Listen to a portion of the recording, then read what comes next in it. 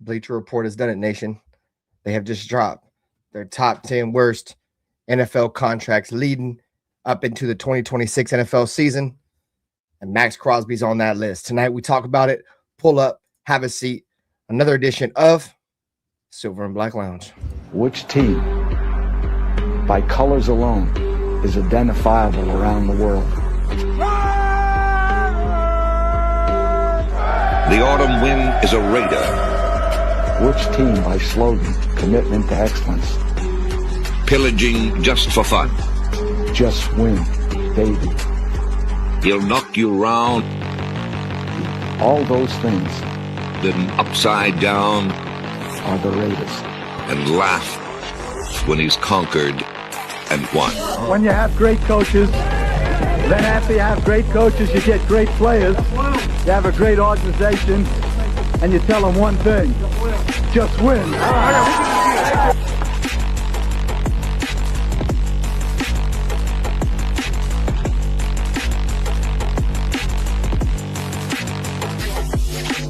He's blowing up.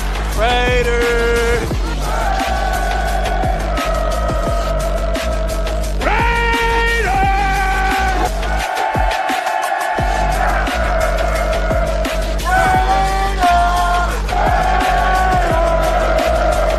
Just win, baby.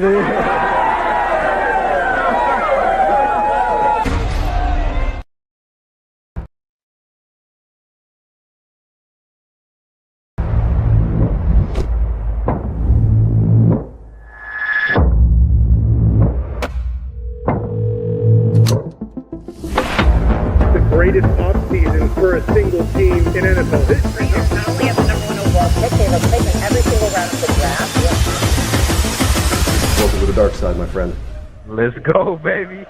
Raiders select Ashton Jenkins. Bowers made the catch!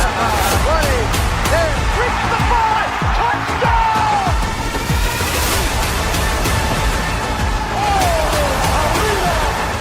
Over the middle, plucked up in the air, and picked off by Max!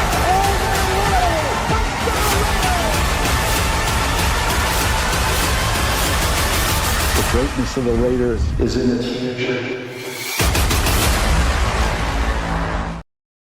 Yo, what's going on, Raider Nation? Welcome to another edition of the Just Win Baby podcast, brought to you directly by the Silver and Black Lounge. Man, I'm your host, RaiderBen. Y'all see the homie right there, man. You know what time it is, the boy Black, man. What's going on with you, man? Another week, man, in paradise.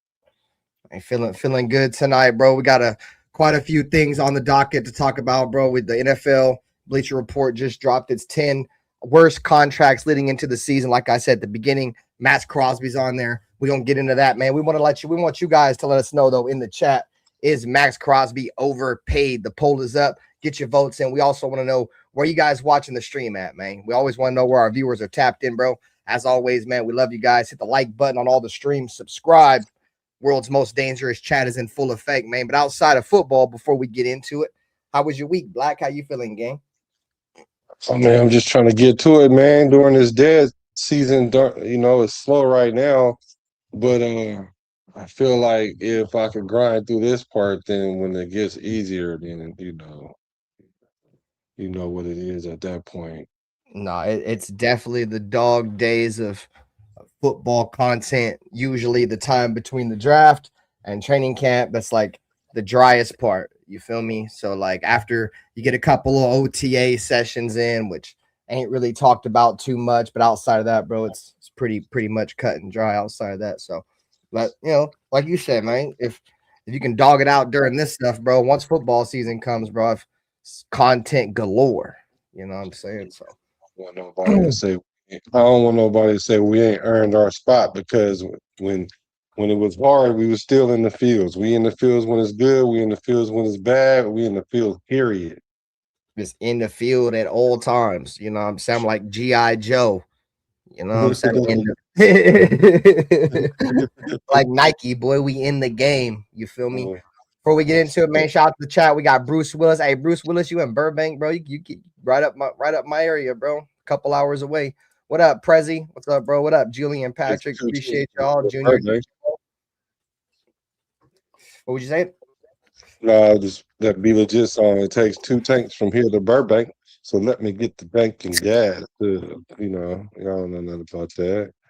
Cheers to the chat, man, for coming through, bro. You guys, we do this show every single Friday night. Black mixes in some shows on his channel. Make sure you guys are checking him out too on the Business Decision Sports. He mixes up a lot of content throughout the week. I just really do a little bit of Madden, a couple Madden joints here and there, unless something pops up. But 9 times out of 10, bro, you're gonna see the Just Win Baby podcast every single Friday night right here. Brought to you once again by the Silver and Black Lounge. What up, Tokerin Bow World? Sorry if I just butchered your name, but yeah, man. I was gonna try to burn some time until Nate pulls up, but we what we can do until he pulls up, we can just look at all the players that are on this list outside of Maxx Crosby. Oh, there he is right there. Speaking of the fucking devil, bro. As soon as you say something, he shall arrive. What up, Sabella? What's up? Nutty Raider Nate in the building. Get him in here in a second. But here is the 10 most overpriced contracts they feel like, or what's the exact term? 10 worst contracts ahead of this season. You're gonna see right here they have Carolina Panthers, Jalen Phillips. I honestly thought the same thing. Outside of some Raider ball, Jalen Phillips did get overpaid. He was with the Dolphins, and like the last 2 years, bro, he's been injured. So I'm not surprised to see him on the list. You see Minnesota Vikings tight end TJ Hawkinson right there. There's Maxx Crosby. We'll get into Maxx Crosby once we get the majority of us in here. I'm not sure if Dirty's gonna pull up. Hopefully he does. Nutty Raider Nate's here. We'll get into it in just a second. You got Trey Hendricks in there for the Baltimore Ravens. You're gonna have Chris Jones there for the Kansas City Chiefs. What up, Alfredo? What's up, dude? You're gonna have TJ Watt there with the Pittsburgh Steelers. You're going to have San Francisco 49ers, Nick Bosa, Titans offensive lineman, offensive tackle Dan Moore. Who else we got here? Chris Godwin, Tampa Bay Buccaneers, and then Cleveland Brown, of course, the most Deshaun Watson. So which you guys have any thoughts on any of these guys that are on this list? Does anything stand out to you guys, or any players that stand out to you guys? What's up? What's up, boys? What up, Nutty Raider Nate? What up with you, Mike? What's going on, man? What's happening? What's going on, Mike? Per usual. So that's what we do. Outside of that, what's up with you though, bro? Oh, I'm cool. Trying to survive. Just trying to live, bro. You know. That's all you can do nowadays. Yeah. With this list right here, it doesn't surprise me. We gotta pay. I mean, I'm sorry for jumping in, but no, you're good. We gotta pay the Raider tax to get quality players around here. If you guys don't notice, like we get charged for Christian Wilkins, and we get charged for other players such as Maxx Crosby. Like we got to pay the premium to keep players around in the Raiders uniform. So it doesn't really surprise me. Am I disappointed with his performance since we've made him the face of the franchise? Definitely. I think we won since we got rid of Derek Carr, the old face of the franchise, and we made Max the face of the franchise. I think we've definitely fallen off the cliff. And I'm not good with it. So, yeah, that's where I'm coming from.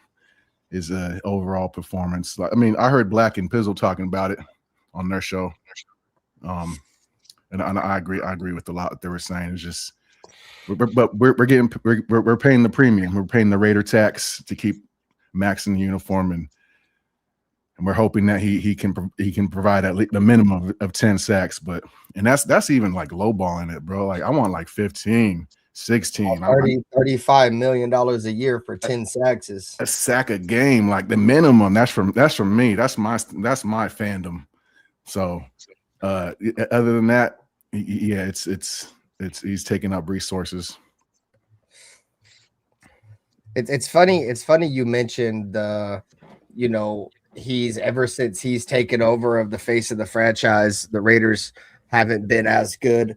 And he's kind of, in my opinion, bro, I think it's complacency, bro. What up, Sal?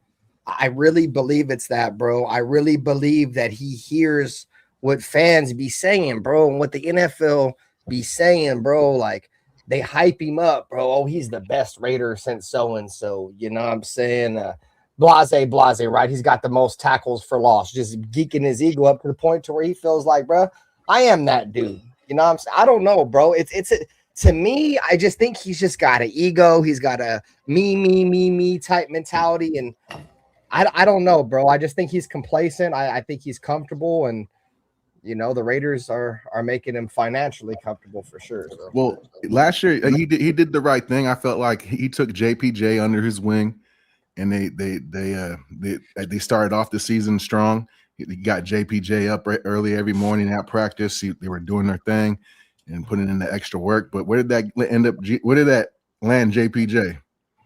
He ended up on the fucking injured.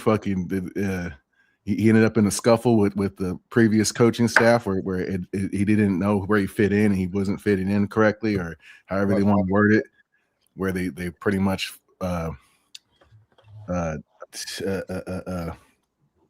delayed his how would you say it? How would you word this? I'm trying to think. They delayed his progression into to his third year or whatever. So it's a bad look. And then now he's got Tonka in there with him. So hopefully the same thing doesn't happen with Tonka. So I know that they're two different players, but I don't know. I look for patterns most of the time, and once you start showing me a couple patterns and you show me your rhythm and your character, I'm just gonna put you in that category until otherwise. Well, it's a lot of talk between the Niners. The Niners want him or some shit. So, I mean, the Niners wanted Khalil Mack though, bro. You feel me? And we didn't trade Khalil Mack to the Niners. Mark Davis pretty much was like, yeah, I wasn't trading him to the Niners. That would be, bro, if there's one place I could say like Maxx Crosby would for sure probably not be traded to, it'd be the Niners. But, I could be wrong. But there's a lot of smoke around the Niners have a lot of interest in Maxx. Bro, I'll send him to the Niners. I don't think as good as Maxx is, I think he's definitely coming downhill.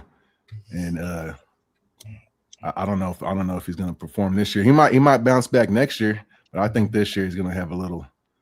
He's gonna come out the gates kind of stuttering and stumbling. Well, the reason why there's a lot of smoke around that too is because there's the NFL says that the Niners are gonna have to try to match that, bro. Like the Seahawks just won a Super Bowl. The Rams are obviously trying to go all in by getting Garrett. So they pretty much got two teams in front of them. Like they got to make a move now. So they feel like they're behind. The Niners are behind for sure now. The Seahawks are number 1. The Rams are number 2. The Niners are number 3. And the Cardinals remain in the dumpster. That's just how they're looking at it right now. I mean, do you guys think that Maxx Crosby to the Niners would take them above like the Rams? I still don't think that move makes him better than the Rams. Yeah, it doesn't help him at all, especially an injured Maxx. Like that's just a desperation move, which I'm willing to do if they're willing to fork up the price. I don't care. Fuck the Niners. I want them to fucking suffer as long as possible. Excuse my language, but yeah. I love Maxx, and I loved Maxx, and after his little debacle with he don't want to be here no more and this and that, like you're in that category now until proven otherwise. What's your thoughts on all this shit, Black? I don't know what kind of love y'all got, boy. Y'all love a person with one sword and cut his head off with the other one. That's crazy. Like dude, we hear that. Maxx is not going to stay hurt. He's like healing from being repaired. Like he's about to be. I agree that he's going to start off slow because he's just now getting back. But so this year might not be the year the peak of his comeback. Whereas next year is kind of like you 1 year removed off your repair, so you should be back to your 2023 standard. But you got to be better than you were last year, though, regardless where you at. So that 12 to 14 to 15 sack area is something that's still on the table. So we need to get as close to 15 sacks as possible, and get back into it. Now, as far as his contract and all that, I don't think he have an ego or nothing like that. I mean, well, let me just say this: because when you're at that level, you have some level of ego, because he was humbled, obviously, because of the whole experience. But do I think he's bigger than anybody in the Raider facility or bigger than the Shield? I don't think that. I don't think he's complacent. I don't think none of that. But I think his contract is right on par. I mean, that list got 10 people on it, and 5 of them are edge rushers. So obviously, the market is dictating that. So I'm not mad at him for getting paid. Like, I'm not gonna get mad at him for that. So I think we are paying him right where he needs to be. He was making rap music videos while we were winning 3 games last year. That part, bro. I don't. So what y'all want? He supposed to be at home crying? Like, what y'all want him to do? Be at home working out, getting better, not focusing on rapping. The fuck? He literally had surgery. So what else he supposed to be doing? In the film room? Yeah. How do you know he's not in the film room? How do you know that he's not? I mean, he seems to may go so public about the rap. Let's talk about what you're doing right now in your off-season regimen. Like, he don't talk about what he's doing in his off-season regimen. Does. Y'all just saying stuff, bro. Of course he does. Y'all know he the most consistent. He works out the most out of everybody. And he's been like that since he's been here. Now y'all don't know what he's doing. Hey, I remember Maxx Crosby used to post a lot of workout videos in the offseason, dude, like a lot. Now I see more podcasts in the offseason than I see workout videos. Yeah. And as a fan, I'm a challenge him. I'm not gonna let him be challenge the whole team then. Don't just challenge him. He's the face of the team. What do you we are. I give everybody shit, bro, from the top to the bottom. That part. No, you don't. No, y'all don't. No, don't, bro. No, y'all don't. JPJ hands down. JPJ hands down the best player I think on the team as far as O-line goes, and I'm ready to let him go. And that's another. I just hold my players accountable. Well, I mean, I hold my players accountable, bro. Like, if I feel like you should be playing better, then I feel like you should be playing better. Period. And I have that right as a fan, especially when you're the highest paid player on the Raiders, the highest paid Raider in history. We'll start at the top of the top, the cream of the top. Who's making the most money for this this shitty performance we've seen the last couple of years? And the money all playing back at Max. It's Maxx Crosby because we only scored 16 points on offense. Yeah, makes sense. Hey, Alfredo with the super chat, appreciate, bro. He said the cigars every week ain't healthy neither. Well, see, this is my issue, bro. I feel Ryan every week ain't healthy. I feel like he did put himself above the shield. Probably he probably didn't put himself above the shield to some of y'all people, but when he told Mark Davis, you're either gonna hire Antonio Pierce or I'm gonna demand a trade. Me personally, I felt like that he was putting himself above the team. Oh, you think you're better than me? Then guess what? I'm gonna leave. Type shit.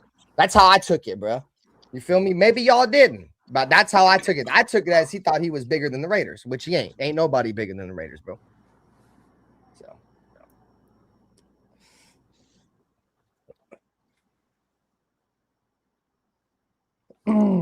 anyways, awkward silence.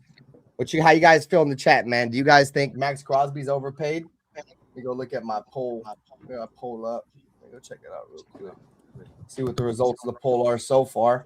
67% of the votes say that Maxx Crosby is overpaid. I mean, take that for what it's worth, but the chat even feels like he's overpaid. Alfredo said, I drink beer every week, but I also don't play in the NFL. See, my issue is like Nate was saying, right? Like, dude was making rap videos and we only won 3 games. Dude's over here making podcasts, dude, laughing and shit, having a good old time with his friends. You know what I'm saying? And we're losing. Like, that's another issue. It ain't just the rap shit. It's just that the podcast, I feel like puts a real shame on his name in terms of towards some fans, not all fans. Some people like his podcast. But I look at like Micah Parsons, bro. Maxx Crosby, the Cowboys didn't want to do with that podcast and shit no more, bro. That's a lot of the reasons why they dealt Micah Parsons, bro. You feel me? So I feel like a lot of that shit, a lot of those same traits are in Maxx that Micah has, bro. I feel like he's already thinking about life after football. Maybe he knows his knees. Maybe he knows his knees messed up. I don't know. I feel like all the stuff that he does is more for his brand than it is for winning games. Like it makes him look good. Don't make the Raiders look good. It makes him look good. It makes the Raiders kind of look stupid. It makes our fan base look bad. But, you know, it's just an opinion, which we all have. You feel me? So, what up, Rebel?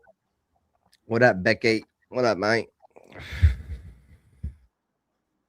Y'all ain't got no rebuttals. Nothing, y'all ain't got nothing to talk about. You know where I stand. Motherfuckers think I'm crying up here because I'd be fucking a passionate fan and not settling for no fucking bullshit. Don't take it personal. I said the fan base. Fan base. Well, see, that's the thing, though, bro. If it apply. You also mumbling up under your breath up here, so I don't know what you're talking about. I've never spoke under my breath. To be real, I don't know where you're even coming with that.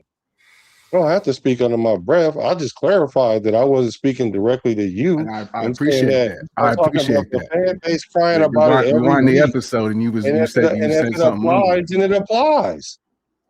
Like if it applies, it applies. But I'm just saying in general, like crying about it every week is not gonna make the situation better. Like that's not healthy because the person said it's not healthy to smoke cigars every week, and I said it's not healthy to cry about it every week. I don't know how you took that personal to you when I piggyback off. I just finished my statement and you fucking you hopped in and cut me off and then you mumbled under your breath some other shit. Because you said I said it to you and I didn't.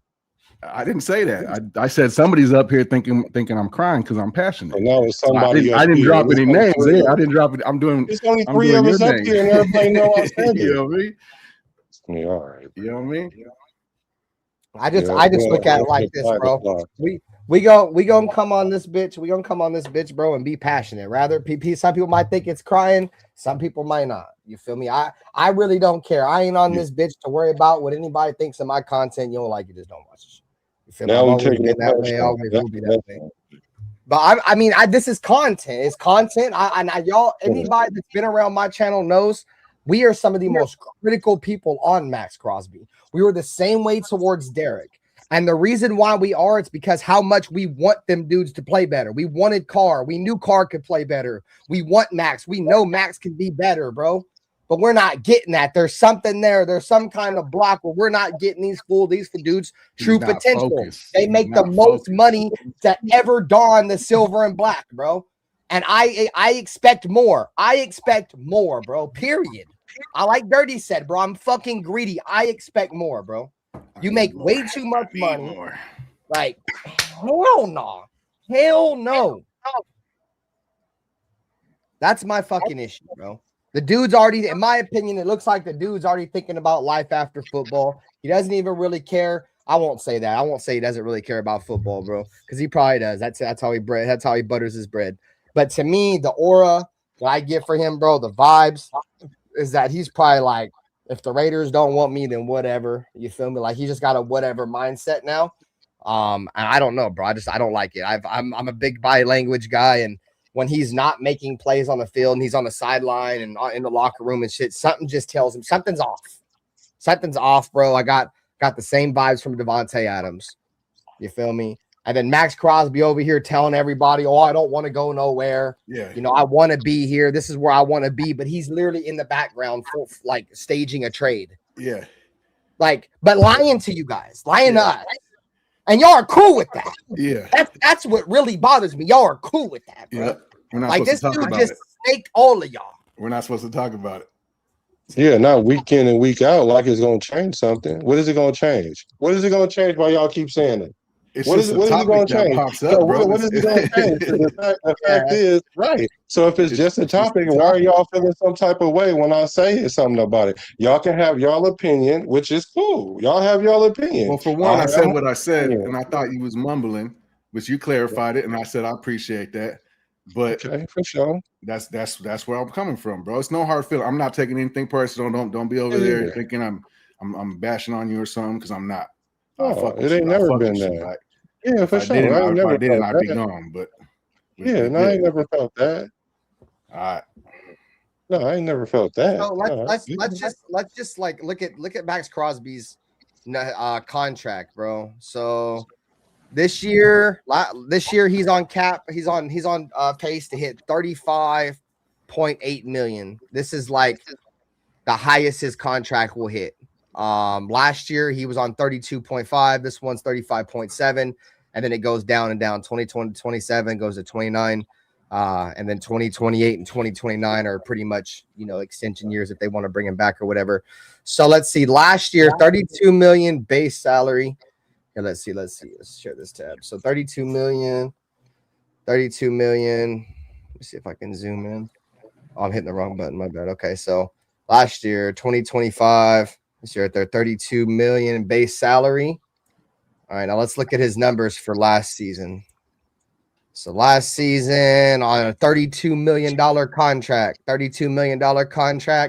45 tackles, 10 sacks, and the interception against the Bears, no forced fumbles. So let me ask you guys this.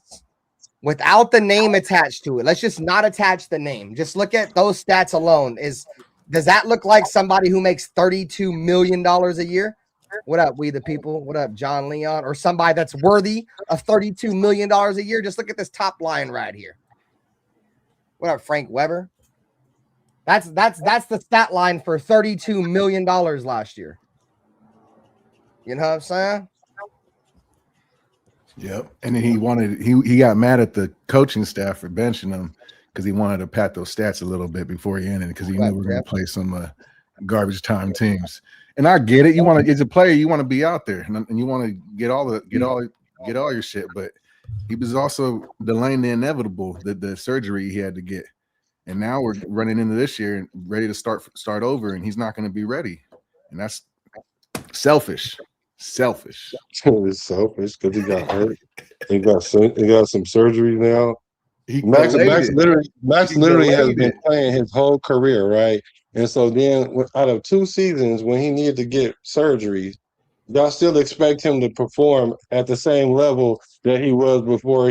Like he can't be ever hurt. So then the 2 years that he actually hurt and had to get surgeries, since there's nobody else on the defense, it's his fault because he got all the money. Although the money he's making is in the range of all the D linemen, because that list is full of edge rushers, because the league is paying edge rushers. So for him to get his comparable money, he should be making what? How much y'all think he should be making? Like 15 million a year? 17, 18? What y'all think? 20? Well, I'd be reason that's more. I would be more comfortable paying Max around like 26, 27. I'd be cool with that, but 30, not 35. Nah, bro, that's way out the realm of possibility for me. And I'm not trying to pocket watch. I'm not trying to make this stream about pocket watching. I'm just saying, bro, don't even attach the name to that stat line right there. And that's what I started. That's what I started it with. The performance he's been putting out for the price we're paying him, we're getting taxed. And it's time fucking we get something back and fucking better performance. That's the money's the money. It's what it is. He's the 8th most overpaid player according to some fucking reporter. It's to some people it might be higher, but yeah, bro. Yeah. So let me ask y'all: Is Maxx Crosby top 10 edge rusher? Can we agree that he's a top 10 edge rusher? Yes, so we can agree with that, right? Yes. So do you know what the average of the top 10, that means you take all 10 of their salaries and you divide it by 10. It's $39 million. That's the average for a top 10. Alfredo with the super chat with a great comment. So he said when we're 4 and 13, we can pocket watch. I agree, Alfredo. Sorry, Black. Sorry, dude. Pocket watch time. Yeah.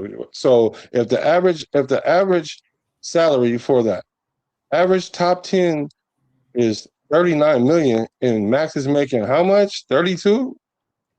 He's making less than the average contract for a top 10 defense in is $39 million. Yes, sir. I did not know that. Because what I'm saying, and all I'm saying is, I'm not even saying that they worth the money, but what I'm saying is the market is dictating that. If the market is dictating that, you got to go with the market. That's what that's how your agent get paid. The money's the money. The performance is the issue. If we were winning, I'd say give him more money. He deserves a paycheck. He deserves a fucking bonus.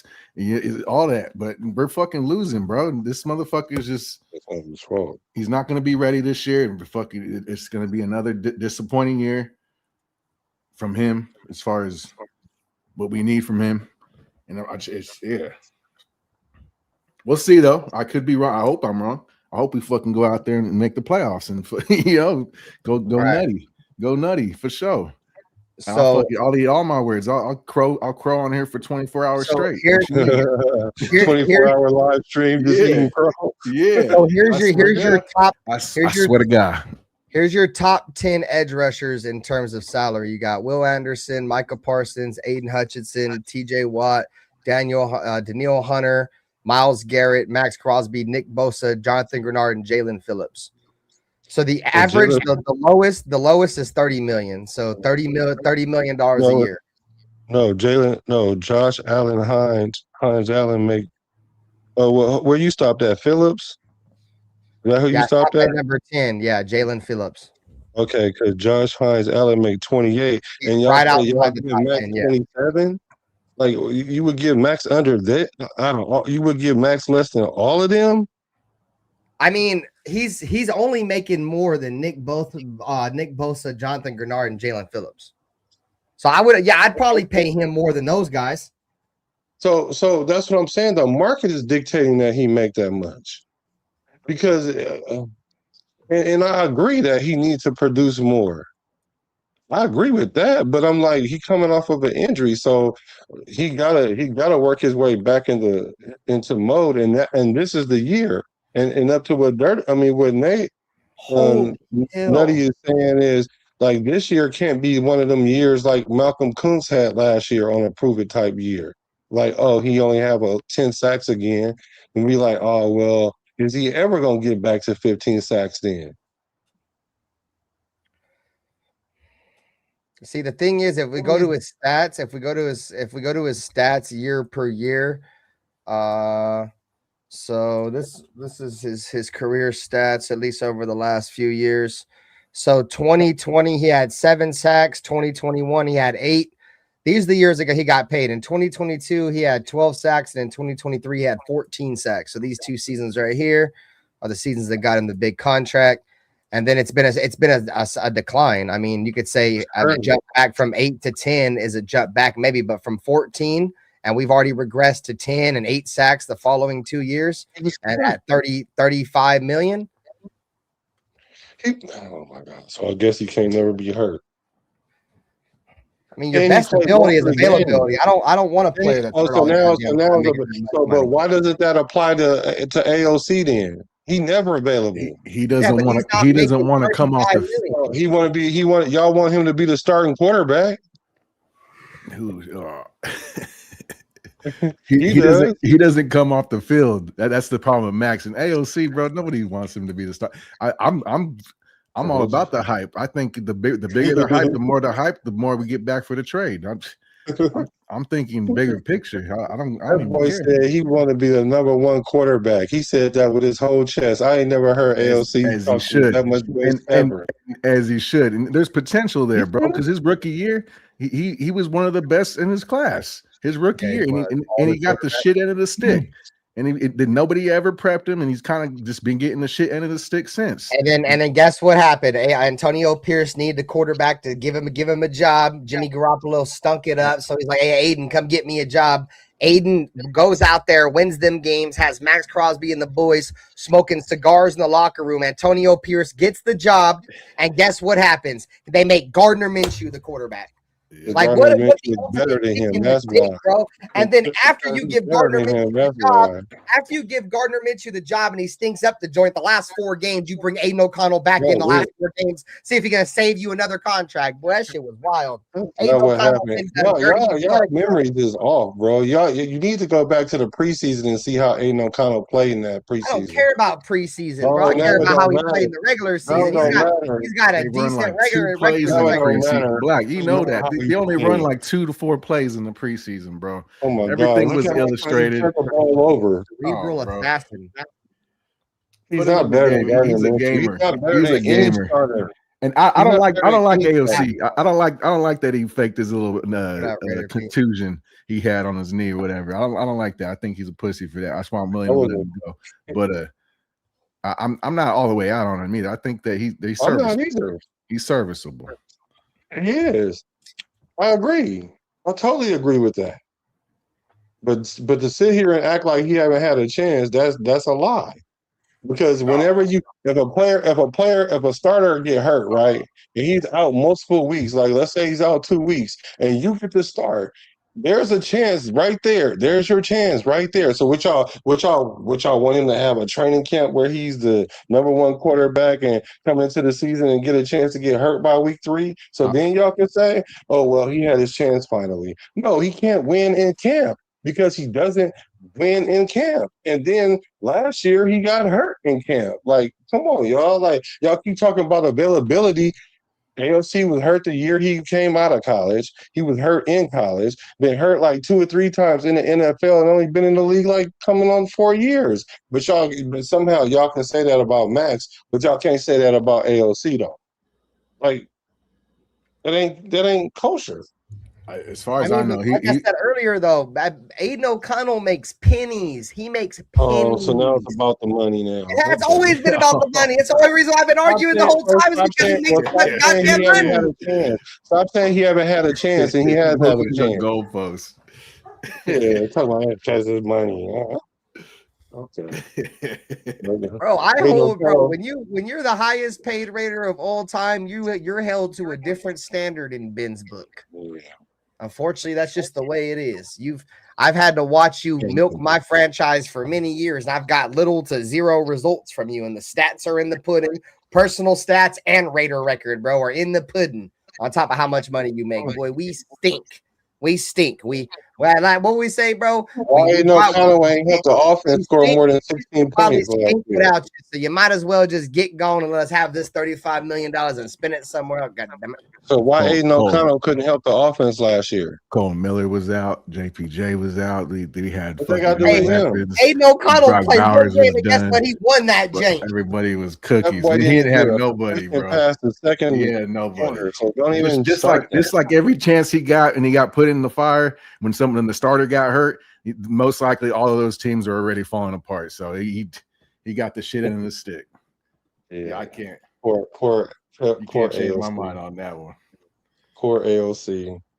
Dude, Aiden O'Connell, he's almost like Derek Carr 2.0 in terms of dude's already had to learn like 6 different offenses in 3 years. Oh. You know what I'm saying? Like it ain't been easy for the kid. It ain't been easy for the kid, but he's over there and he's toughed it out. I like him, bro, because he's a tough son of a bitch. You know what I'm saying? Like he gets injured a lot, right? Now y'all say he's tough son of a bitch. Yeah, I think he's a tough son of a bitch. Didn't you say he like Bambi that couldn't walk or something last year, but he's tough? Like, I go with Jeff on this one, though. Jeff said this, and I agree. It wasn't like he asked for them to fucking put his leg in the air cast. They put his leg in the air cast. Oh, God. Because he was bro. My shit is broke. He put me a helicopter. The Raiders called the helicopter, goddammit. You know what I'm saying? They got him there lifted. He was fine. He was like, bro, I need this shit to Bruce. No, bro. I can't forgive him for that. They were trying to like take the season or something. They didn't want Aiden O'Connell to play no more, so they wanted him to play it off. They was trying to set it up like he was extra hurt when he's like, I'm not that hurt. Yeah, I got you. That makes sense. Hey, bro, shut up. And then they're like Brian Hoyer pushing the doctors on. They're like Brian Hoyer's gonna start. They're like, no, Aiden O'Connell, it was a bruise. It was a bruise. You tell him it was a bruise. No more Brian Hoyer. He said, shut up. That shit didn't make no sense. Because I just don't know how a motherfucker get an air cast for a bruise. Right, Like, and then come back and fall on the other knee the same way. Like what? the next week, he didn't even, bro, dude got damn near airlifted out of the stadium and was back in 6 days. Goofy.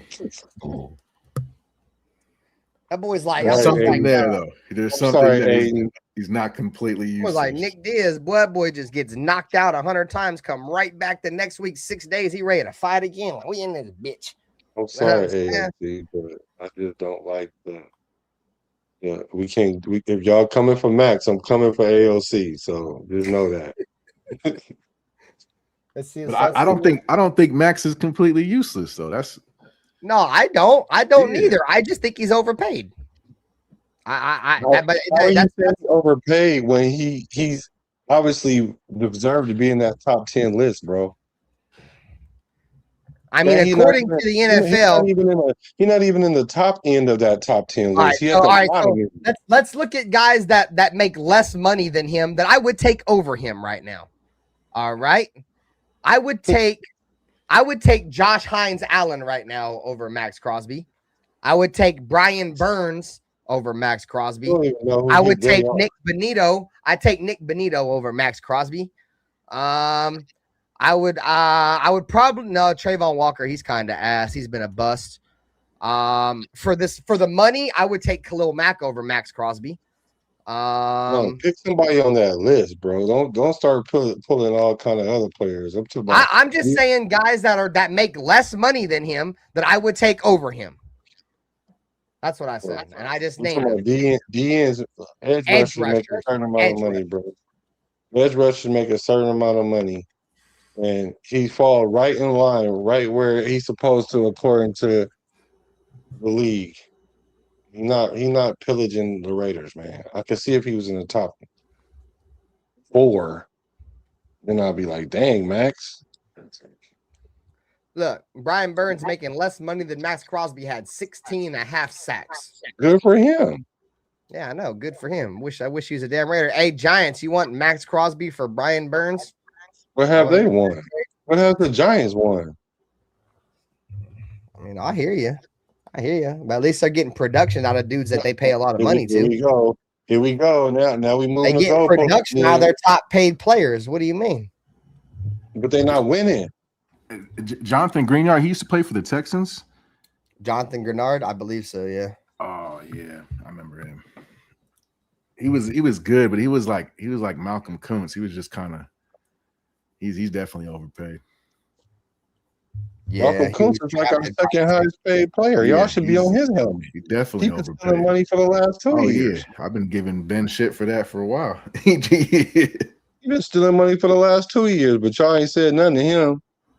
Yeah, I mean, you waving the injury excuse, bro. We can make the injury excuse for Malcolm Kuntz too, then. I mean, at least he ain't making $35 million on the injury. He's back from an injury. At least he ain't making $35 million on the injury excuse. He's only making $10 million on the injury excuse. Yeah, because he'll never be a $35 million player in his career ever. You may be right. You may be right. No, I am right. Time will tell. I am right.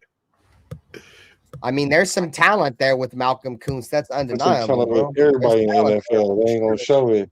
It's just, can he get back to being healthy? That's the question mark. He just had a lucky 6 games.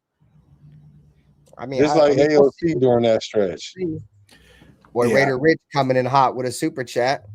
He said, do you think we trade him to the Eagles and we can get Jalen Carter? How legit are these trade rumors? Also, is this the new spot for Raiders Talk, no longer using RaiderBen's channel? This is RaiderBen's channel. I just rebranded Raider Rich to answer your last question. This is where we will be doing the show. I just rebranded. This is the Silver and Black Lounge with RaiderBen and the Hemis. You know what I'm saying? My guys up here. Appreciate y'all. I was just talking about that. Y'all tripping about that. To add, y'all go first. Y'all take this one away. We'll start with Nate. He said, "You guys, we ain't trading Max, man. So y'all might as well get that up, man. We ain't trading up for, especially we not trading Max. That's all it is, man. I don't know why y'all keep trying to hurry up and y'all keep trying to usher out the captains of the team. I don't understand how y'all expect to win games, but y'all don't like the captains. Like, that's crazy. I don't expect to win a lot of games this year, so. Period. Max is going to be here for a while. We won 7 games total the last 2 years. So I don't. Yeah. Yeah, because he only with these scored with these 16 same points. captains that we keep giving money to. Because he can't score 16 points on offense. Maxx Crosby can't score on offense. Well, he's better get some more stops and fucking hold it down. You know what sounds hella funny, bruh? Is that it's this? I'm trying to tell y'all, bro. Motherfuckers make the same excuses for Maxx Crosby that we did Derek Carr. What was motherfucking Derek Carr stunk? Well, he don't play defense. He don't play defense when the offense. Well, Maxx Crosby don't play offense, man. Fuck out of here. I'm so tired of hearing that shit. Why would you complain? Why would you compare? Why would you compare? Why would you compare a defensive player when you know the offense was the problem last year? See, that's what I'm saying. Being disingenuous with your argument. Like, at least when y'all make arguments, y'all at least had like a real leg to stand on. But sitting up there knowing dang well that the offense was hella garbage last year was the weak point, then that's the reason why. It wasn't because of the defense, but y'all want to blame the defense. So, okay, then I'm not, that doesn't make sense, man. It doesn't make sense. The defense quit multiple times in games that we were still in, and if they were really the defense, like if they were really them, they would have won them games themselves, and we'd be praising them. And I'd be like, let's give Max more money. That's not the case, bro. They literally quit on us multiple times last year. I seen it. I seen it. Yeah, the offense sucked. The offense sucked, but the defense. Let me just finish this question, bro, and we can move on. What? The defense quit on the team. I do not believe the Raiders move Maxx Crosby to the Eagles. I don't think the Raiders get Jalen Carter as much as I would love that trade. I don't think there's any accountable or any truth behind any of them rumors, bro. It's just all rumors. I think if the Raiders were to trade him, as much as I hate to say it, the hottest team right now that's on the trade market with Maxx Crosby, from what I'm hearing from national reports, is the Niners. The Niners want Maxx Crosby more than anybody now. So I believe if a trade is to be had, it's probably going to be made inside the NFC West with either to the Seahawks or the Niners. I highly doubt the Seahawks, but the Niners are definitely a hot team right now that you guys should keep your ears on if any team makes a move for Maxx Crosby. It won't be 2 first-round picks. I think if he's traded, it's probably going to be a first and a second, maybe a first and a player or something like that. But at the end of the day, I something tells me he's not going to be traded. But at the same time, I feel like there's some animosity there. I feel like Maxx Crosby's feeling kind of awkward in that building, but that's just me. So, how? That's just me. I don't know. I mean, because he wanted out. He wanted out, Black. Thanks for the super chat, Raider Rich. He wanted out, and they didn't want him. And now he's forced. That's like going to your job, be like, I don't want to work at this location anymore. Can you transfer me? And the transfer falls through, and you're forced to work with those people that you didn't want to work with. That's weird. If you the dude, all that don't matter. When you're the alpha dude in the facility, that don't matter. That only matters to people that feel that people below them are inferior. I mean, feel like bigger than them. Like, that's weird. Why would you, if you're the most alpha dude in there, why would you care what they think? He went in there the very next day after that failed trade. He walked in there, was the first guy still. He better be. He makes the most money on the team. He better be the first person in the building. It's not awkward. What's making it awkward is the fans.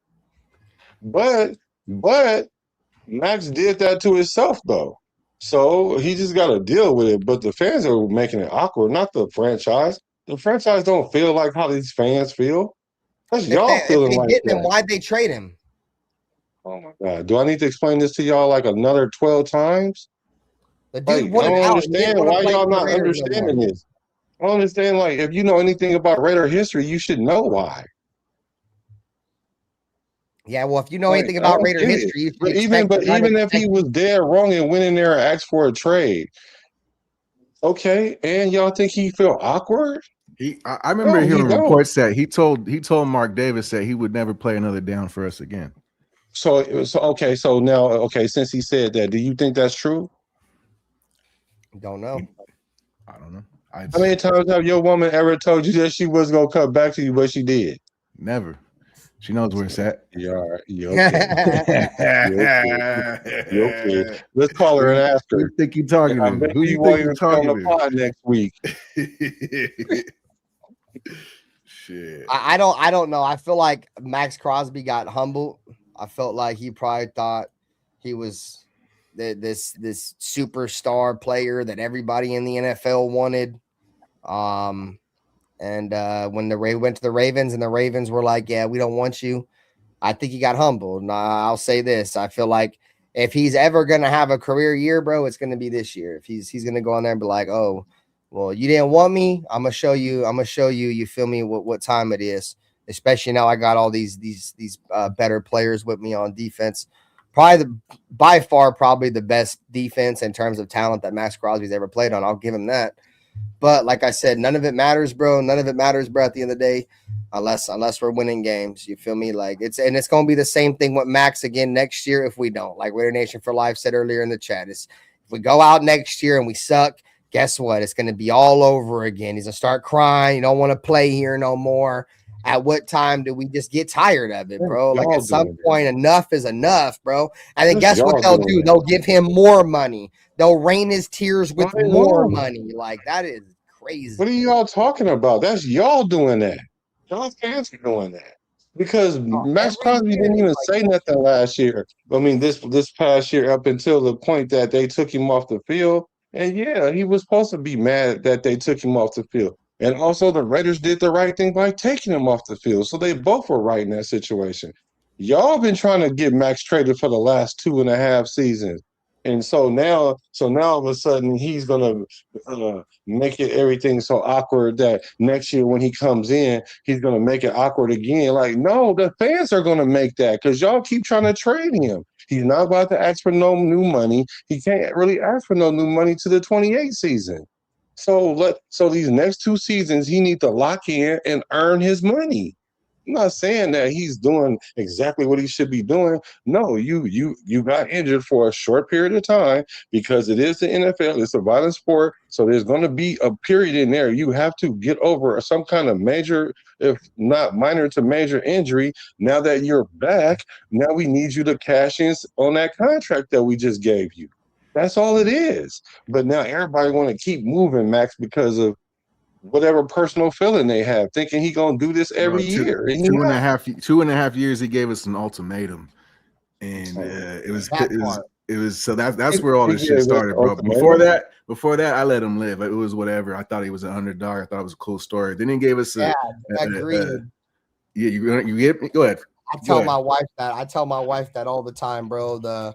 When he did that, putting himself above the shield, how I took it, you're going to trade. You're either going to keep Antonio Pierce or I'm going to demand a trade. That's when I lost a ton of respect for Max. I loved everything Max was about, bro, until that moment, bro. Once he did that, he just showed me his loyalty, bro. He wasn't loyal to the fucking Raiders at all, dog. He wanted the dude that was going to let him smoke cigars in the locker room when they were beating teams with backup quarterbacks. We're beating sub 500 teams that had backup quarterbacks playing, beating them, and we over here smoking cigars, bro. And it was just retarded. That was the straw that broke the camel's back. That was it. That was it. I love how competent the Raider franchise has been through all these years, and poor Maxx Crosby just took advantage of the Raiders. Because the Raiders has been so good to Max and Josh Jacobs and Derek Carr and Khalil Mack and Michael Crabtree and Tim Brown and Marcus Allen. I mean, like, come on, man, y'all. This is a performance-based business, gang, and I don't see the numbers to justify the performance of paying him $35 million. Yeah, but you're not an accountant either. I'm not. I'm just a fan, and I feel like, bro, like you can see it. The body language, bro. The body language tells people a lot, bro. I got a question. You're saying he feel awkward in the lot on like. I'm not saying he does. I'm just saying I think it would be kind of awkward, bro, being the so-called face of a franchise, asking, or I wouldn't say demanding, but saying I don't want to play here no more. Can you send me out? Pretty much saying you don't want nothing to do with the franchise, right? Getting sent out, and then getting your ass sent back, bro, and forced to play at a place that you don't want to play at. Obviously, you wouldn't have asked for a way out. Saying that. That would make me feel awkward regardless of money. Because I'd still be asking out, hey, bro, I still don't want to play here. Hey, bro, I still don't want to play here type shit. And Maxx Crosby walked in there and was like, man, if y'all don't give me no help, get me up out of here. And then they didn't want to act like they didn't want to give him no help, so they got him up out of there, and they end up getting him back. So what's the issue? And Maxx Crosby was telling everybody that he didn't want to leave the Raiders when he did. So I understand how you shouldn't mix your feelings with your business. You can't mix business and feelings at the same time. You can't do it. Well, the only reason why there's feelings involved is because I'm just a fan, bro. I ain't got nothing but feelings and emotions tied into the Raiders, bro. That's it. Just a fan. You got a little more than that. You got a little more than that invested into the Raiders. Time. Yeah, I mean, yeah, I guess there's some I was about to say, yo, my time is important. So if you don't, I don't. Like I said, I just at the end of the day, bro, is if he goes out and he has great numbers next year and the Raiders win games, none of us will talk. You know what I'm saying? It's just I don't know. The whole Flock Nation kind of rubs me sideways. You know what I'm saying? Especially him being a Raider. He a Raider. But he don't know that like there's only one Raider Nation or there's only one nation. But I don't know, bro. It just revs me. That revs me the wrong way. I don't know, bro. I don't know. And then for it to be such a big deal, you feel me? The whole Raven shit, such a big deal, right? That the trade got denied, blah blah blah. The first time he was asked about, it's just water under the bridge. No, it's not just water under the bridge, dog. We want to know why and what happened. Why did you want out? Like, why are you here? Type shit. What up, Raider Paul? Well, now all of a sudden, Maxx Crosby wants to play for the Raiders. That's what you're telling me. Now all of a sudden he wants to be here now. And all of a sudden he don't want out. He's wanted out for like 2 or 3 years. Now he don't want out no more. Now he don't. Like, come on, bro. He still wants out, bro, for surely. I mean, he might be willing to settle this year because the Raiders made some moves in free agency. He might want to see how, you feel me, test the waters, dip his little toesies in there and see how it pans out this year. But if it don't go good this year, Maxx Crosby's going to want out next year. So, like, why even waste our time? I'm done wasting time, just like we wasted 9 years with Derek. At least shout out to Derek. Derek never won out. He got forced out by Josh McDaniels. But, bro, we're just kicking the rock. We're just kicking the can down the road, bro, with Maxx Crosby. Oh, this year he don't want out. Boom. Next year he does. Next year he don't. Next year he does. I'm over that shit, gang. I'm so done with that shit, bro. Ben looked like he got off the pipe. That's what's up, bro. I don't think I've ever been on the pipe besides the knee pipe. Yeah, I like Derek, bro, but I was on Derek, Maxx Crosby, probably the two players I've been the most critical of as a content creator, bro. I don't know if there's many other content creators out here on YouTube that's been as critical to those two players as I have been, or as we have been, Nate included. You know what I'm saying? Like, we've been extremely critical of those guys ever since the podcast started, and for good reason, like Derek Carr, the quarterback of the team, highest paid player, now Maxx Crosby, the highest paid player, captain of the team, whatever. You know what I'm saying? So it wasn't like we were acting like this over nobodies. We've never come on this joint and cried about nobodies. You feel me? It's always the big guys that make a lot of money that we come on this and we talk about. I'm going to take a urine real quick. Let me take a quick urine. I'll be right back. Yeah. Kubiak stand on the shield, man. You think he's bigger than the shield. That's how y'all sound. Was that what that picture was? You were stepping on the shield? It was. Yeah. It was. That shit don't bug me. It's what it didn't bug me either. I'm just talking crazy. That's kind of like how we kept the shields off to begin the season with. Like, that shit in them. That's kind of like it's whatever. I feel like people made a big deal about that, and that wasn't that serious. No, it wasn't. You think so, but yeah. but it keep getting bigger and bigger. And the thing about it is, it's cool. It's like I understand. I agree. It's actually smooth. What y'all saying? Like I get it. I'm not saying that it's like y'all making it up. I'm not saying that. All I'm saying is this: before it gets all out of hand into this super blaze, I gotta keep throwing some water on it. That's all. That's it. Whether it's a cup of water, whether it be like a pail of water, whether it be a bottle of water, whatever kind of water I got. When I see the little smoke, I'm gonna throw some water on it until it catches all the way on fire. Because I don't think it's gonna catch all the way on fire. I don't think Maxx Crosby. I think the people are creating more of a fire than Max himself. That's what I think. People don't know what that conversation went like. People just want to assume he walked in there and kicked the door open like a movie and told them, "Hey, you trade me or else." Like, come on, that ain't even how that worked, man. Like Jay Glazer. Jay Glazer's a liar. Is that what you? Is that what you're saying? Jay Glazer's a liar. Yes. Well, definitely wasn't lying. He was telling the truth. We was up here. There was Raider content creators going for Jay Glazer's and Raider content creators. Them same content creators don't even like you and think you some kind of dude that you ain't. So why would I trust what they think? What are we talking about? So, like, a lot of these content creators be talking out of both sides of their mouth. They say one thing on one end and then say the same and the opposite in the same paragraph. Like, I'll be like, wait, do you not? Hold on. Okay, I guess. Yeah, these content creators, they just want clicks and likes and views. It's cool. But the actuality is they're going to line up and play the game. And how do we expect us to win games if we think we got all these underseated issues? And even if they are true, why are we exacerbating them to the level where it's all in the media? Like, we shouldn't be doing that. Like this quarterback controversy that we creating already.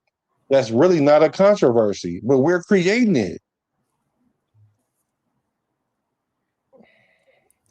Something there, bro. There's something there. Just like when Jay Glazer brought that report out, there's something there. It's not nothing. To guarantee people there's no way he's getting trades this year. That's crazy.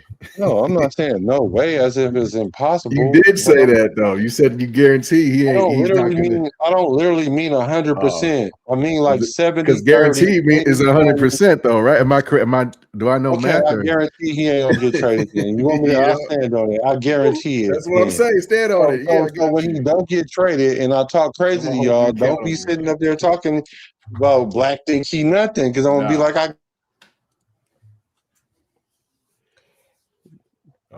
we lost Blackie for real, I think. Got a phone call. Hey, cool Kev, you ain't never lied, bro. He said Ben will be doing this rant until Max leaves the team. We can definitely all agree on that. Yes, I will agree with you as well.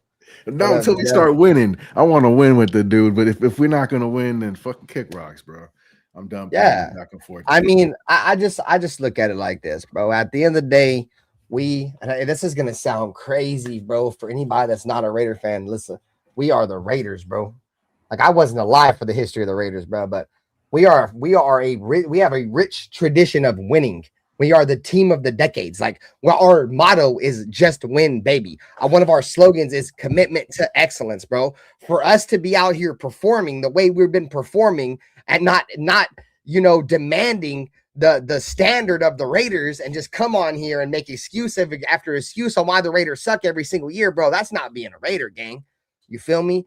I'm done with anything that don't have to do with winning games, winning championships. If we ain't winning, I don't give a fuck how much money you make. Well, I care about how much money you make. I don't care about the numbers you put up. None of that shit matters, bro, besides us winning and how much are you making when we're losing. Like, obviously, that's the argument tonight, because my biggest issue is that we're paying Maxx Crosby all his goddamn money and we ain't winning shit. We still losing. And his stats don't even stack up.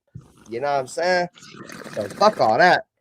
Fuck all that. I'm trying to win games, boy. I'm about sick of goddamn losing. I'm tired of being just try, baby, or just rebuild, baby, or commitment to excrement. The autumn fart is a Raider. Like, bro, come the fuck on. What are we doing here? Like, I'm trying to win some games, bro.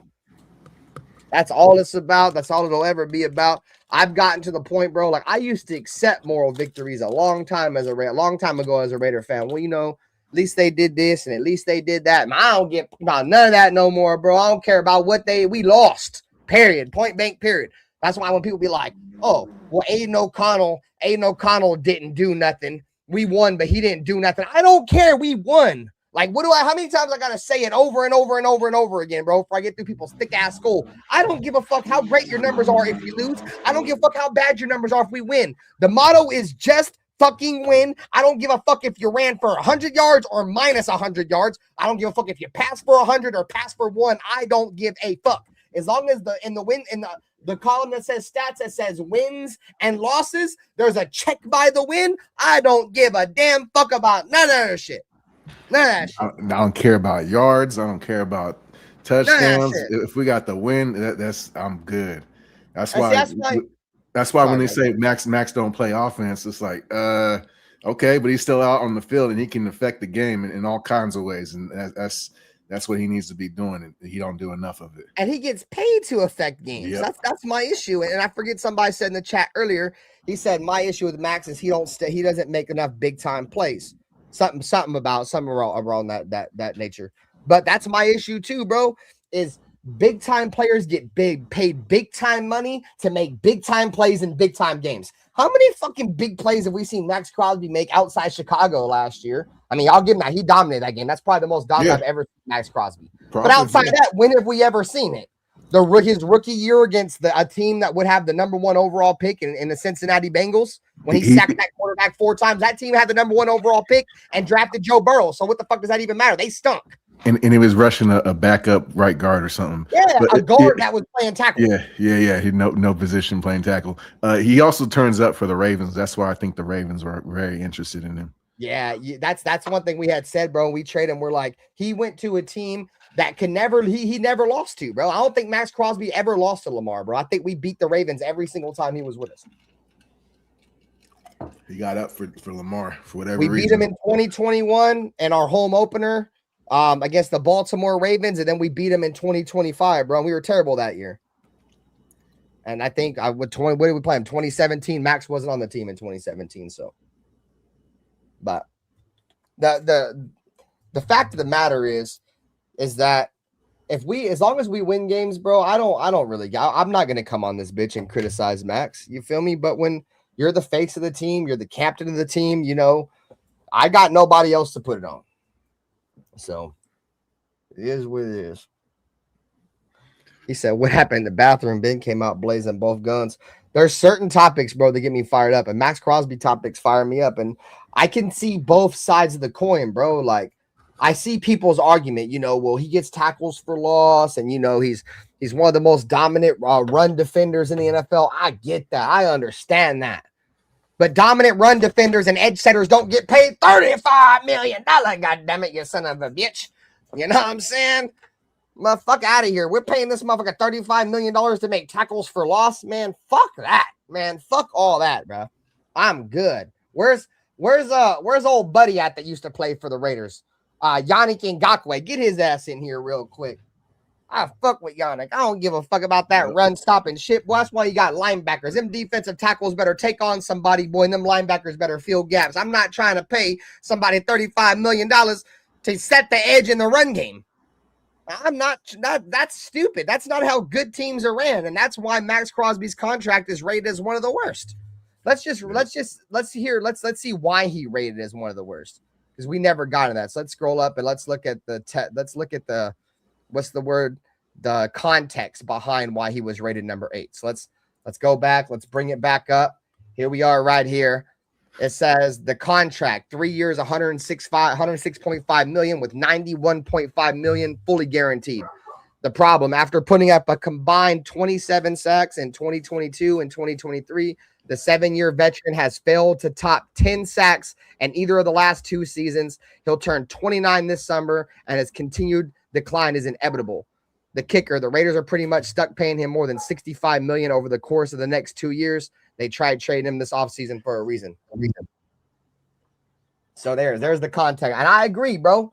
In 2023, we looked at the numbers earlier, bro. 2022 and 2023 is when he deserved to get paid, bro. But ever since then, bro, it's been a steady decline from Maxx Crosby. Yep. And the facts are the facts, dog. The numbers, men lie, women lie, numbers don't, goddammit. And we just looked at the numbers. You know what I'm saying? The injuries piling up. My boy John Leon with the $4.99 super said Black couldn't hear a word you were saying. His headset was a fashion statement. Why are you hating on the way the homie wears his headset, though? He just dropped $5 to say motherfucking Black's headset is a fashion statement. A shout out to John Leon though, bro. Appreciate you. So I mean I don't know. I just don't know how else to put the fact that we at the end of the day we just want to see production. You feel me? And the production's not there. Like Rebel Raider, shouts to Rebel Raider. He says he's never been worth quarterback money for an edge. He needs 15 to 20 sacks a year. That's what I won't say 20, but yeah, at least 12 to 13 sacks annually every single year to be worth that money. One a game. That's not asking too much. Is that 17? That's 17 sacks. That's setting the bar low. You keep touch 20 if you get that, if you're like that. I don't know. I don't know if Maxx can. Bro. I honestly don't think Maxx has enough tools in his tool bag to get 15 sacks consistently year in and year out. That's the issue with Maxx, chat. He don't have very many tools in his tool bag. It's either rip and spin. That's all he does, bro. He's got no power. His tool bag is extremely limited. You can't be a fucking plumber if you ain't got the tools that you need, bro. He's got two moves and he's really good at them: the rip and swim move and the spin move, bro. Outside of that, once teams get their hands on Maxx Crosby, that's the reason why Maxx is good at what he does. He's fast. You can't get your hands on him, but as soon as the tackles get their hands on Maxx, it's over, bro. It's fucking over every single time. At that point, if the quarterback doesn't get rid of the ball, he might get a pressure because he'll get it back up off the ground and do a bunch of dumbass spin moves and throw his arms up and shit like inflatable air two mans and shit just to get pressures. But outside of that, bro, tool bag extremely limited for Maxx Crosby. That's the thing, bro. He makes $35 million a year and he's got two moves to get to the quarterback. That's it. He's got no power to speed, no speed to power. It's just all finesse. All of his moves are finesse. He'll jump to the inside to stop the run. You're not supposed to. You're like, that's one of the first things they teach you playing defensive end. Don't give up the end and don't jump inside. But he makes the plays most of the time, but sometimes they do catch him. So that's and then at the end of the day, what's our win-loss record? So that's back to that. And that's the only thing that matters. Well, I mean, Greg Townsend, bro, the all-time sack leader for the Raiders, sell this podcast, dude. He takes the easy way out, bro. He takes the easy way out every single time, bro. Called him a bitch. I mean, he said bitch, called him a bitch, depending on how you want to take it. Some people thought he was just joking or whatever, but he still said the word bitch towards Maxx Crosby. So yeah, he kind of said under his breath too, like that bitch. yeah. I mean, that's another thing, bro, that rubs me wrong about him, bro. Like, you got a Raider great. You feel me? You be wanting to go these sack summits, bro, and take fucking tips from Von Miller. But when Greg Townsend wants to come to the practice facility, you don't want to fuck with Greg Townsend. You pretty much say Greg Townsend can't teach you shit. Bro, the audacity of that? Disrespecting our alumni like that? Like, come on, bro. And y'all rocking with that, though. But y'all rocking with that. Y'all rocking with people that disrespect our team, disrespect our alumni. Echo. That's cool, though, chat. That's cool. I was hearing the echo. Are we good? Yeah. I don't hear an echo. It's just me? My bad. I just on your end. Yeah. I mean, I don't know. I'm just stating my opinion, going on my spills, my you know what's funny? I'm looking at this top 10 list, right? And I'm looking at these stats of these players that played the last 2 years. Let's go to TJ Watt. So the 2025 season, he had 2 sacks because he played 3 games or whatever. So whatever, right? And then the year before that, he played 14 games and had 9 sacks. So, okay, but whatever. He's older, I guess. So let's go to the other dude, Jalen Phillips, right? So then with 17 games, He had 3 sacks with Miami and 2 with Philadelphia. And then the year before that, he had 1 sack because he was injured. So the thing about it, well, the point that I'm making is y'all crying. Well, I'm sorry, y'all complaining about his not having 10 plus sacks over 15 sacks over 3 years. None of these dudes is doing that. What y'all talking about? Like, I'm talking about none of the dudes that's around where he's getting paid. So I don't understand how y'all thinking he's getting overpaid when the people underneath him is producing a fraction of what he's doing, even when he's injured. So I'm trying to understand it. The dudes that's immediate underneath him, them 2 players combined don't even have max stats. But then y'all want to say numbers don't lie. Like, numbers lie all the time. Figures lie and liars figure. Like, you can make numbers look any kind of way. But all I'm saying is, what is he worth to the team? Because without Maxx Crosby, our defense is come on.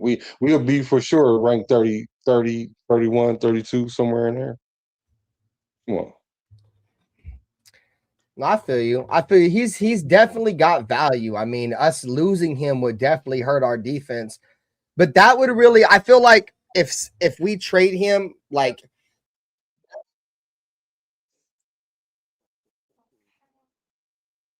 What happened? Shit kicking us out one by one. that I left Mo. So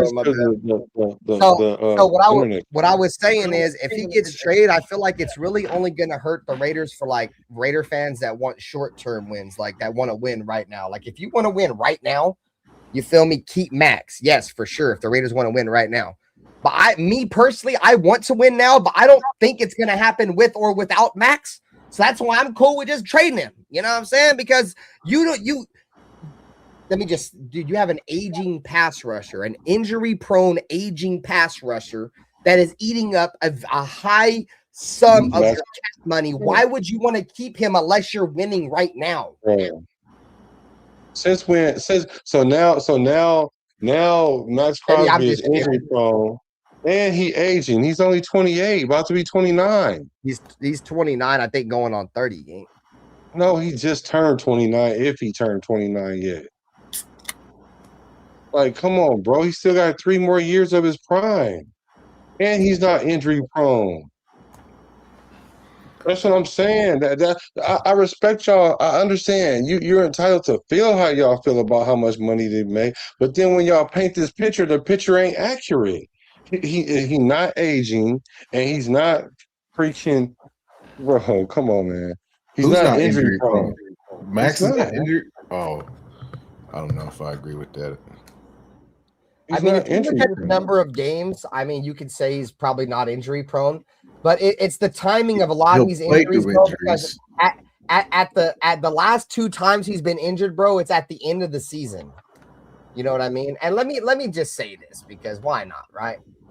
Just say hypothetically the Raiders make the playoffs next year, right? Or say no, let's say they're making a run, right? And we're in that little in the hunt bar, and 9 wins or 8 wins somewhere. Say we're around there, right? We need a couple more wins to make the playoffs. That is a proven part of the season where Maxx Crosby gets hurt. Every time Maxx Crosby gets hurt, it's like the last 5, 6, 7, 8 games. And that's, in my opinion, is where when you kind of need your best players, bro, is at that last final little stretch. And a lot of it has to do with, I don't want to take no plays off. I want to play 100% of the snaps, bro. That's got to be out. Bro, he makes way too much money, bro, for him to be playing that many amount of snaps, bro. At some point, you got to save the player from themselves. And I feel like this year, the Raiders got to get some kind of pass rush rotation going. Otherwise, yeah, you're right. He's 28. He about to be 29 in August. So he's closer to 29 and 28. So you're right about that. But still, he still got 3 good seasons of prime playing. But I mean, like, I never knew that. Now you get as you get held against you because you want to play through injury and you want to. I don't know, man. I don't know. This new era of how y'all think about sports is weird. Like, I don't get it. But it's cool, I'm just trying to do something new because his way isn't working, bro. Because he's still getting hurt and we're still losing games. So I don't think I'm wrong for thinking that way. Well, you are not wrong for thinking that way, but how about you guys turn your attention other places other than Maxx? Like y'all keep trying to blame Maxx, and then the rationale is, well, because he makes the most money. Like, wait a minute, he's making market value. The market value is 39 million, and he makes 35. Like, dang. Like, what y'all want him to make 10 million under the market value to feel good about what he, and then the players that's underneath him not even performing at all, and they hurt. All these players, because the market is dictating that. But hey, I don't know what to say. I don't. It's not like he hasn't been doing his part. Kind of answer your question. I don't know if there's any other players that Raider fans are emotionally argumentably attached to. Besides, I can name one. Come here and argue about one. Who you want to argue name about? One. Who? Can name two of them. Who? AOC. It's a love affair with that. Bro, he lucky if he even fucking makes the roster. Why are we gonna argue about Aiden? No. You know how many subscribers I've lost because every time I've talked about him? I promise you. I'm not laughing at you. Unsubscribing you for Aiden O'Connell, dude. Those probably aren't even real Raider fans. Can't worry about that shit, bro. He's got to keep I'm going, not bro. worried about it, but what I'm saying, because it hasn't stopped me from talking about him. But what I'm saying is, y'all can't sit there and say it's not no group of fans out there that have this love affair with Aiden O'Connell. Like, for real. Like, just soon as I bring up, bro, I went to my comments about Aiden O'Connell. If I read y'all, matter of fact, I'm gonna do that on my show. I'm about to read y'all like my top 10 comments about Aiden O'Connell, and they go in on me like they know me. Yeah, like they hate me. Like, I won't watch the rest of the video. Like, okay, thank you for your view. I mean, like, I'm sorry, but I mean, I fuck with Aiden O'Connell, but I ain't gonna come on here and argue about the motherfucker. I ain't got no arguments for him. I mean, I ain't gonna lie. I really do think that if he's gonna have a chance to start any year of his career, it's gonna be this year. I really believe that, and I believe that because not saying Fernando Mendoza doesn't or shouldn't start, but the Raiders have pretty much made it known they're not gonna start a rookie quarterback. They don't believe a rookie quarterback that can start. I honestly don't think Kirk Cousins is. I don't know if he's got that much left at 38. And, you know, Aiden O'Connell, his best chance to start is beating out a 38-year-old veteran quarterback. So I hope he balls out in the preseason and we get a second round for him. Somebody about to start. I'll take a third. From what I've heard, bro, from like insiders with the Raiders, bro, that Kirk Cousins shit's pretty much a lock. Unless something drastic happens, Kirk Cousins, the starting is pretty much a lock. It's gonna happen. So. You know why? Because Kirk Cousins better. That's why. And there's some familiarity right there with Kirk Cousins. So it's not a conspiracy theory. It's a trust thing, really. His dad why does he trust him? Because he knows the thing. He knows what he knows his shit. Yeah. Yeah.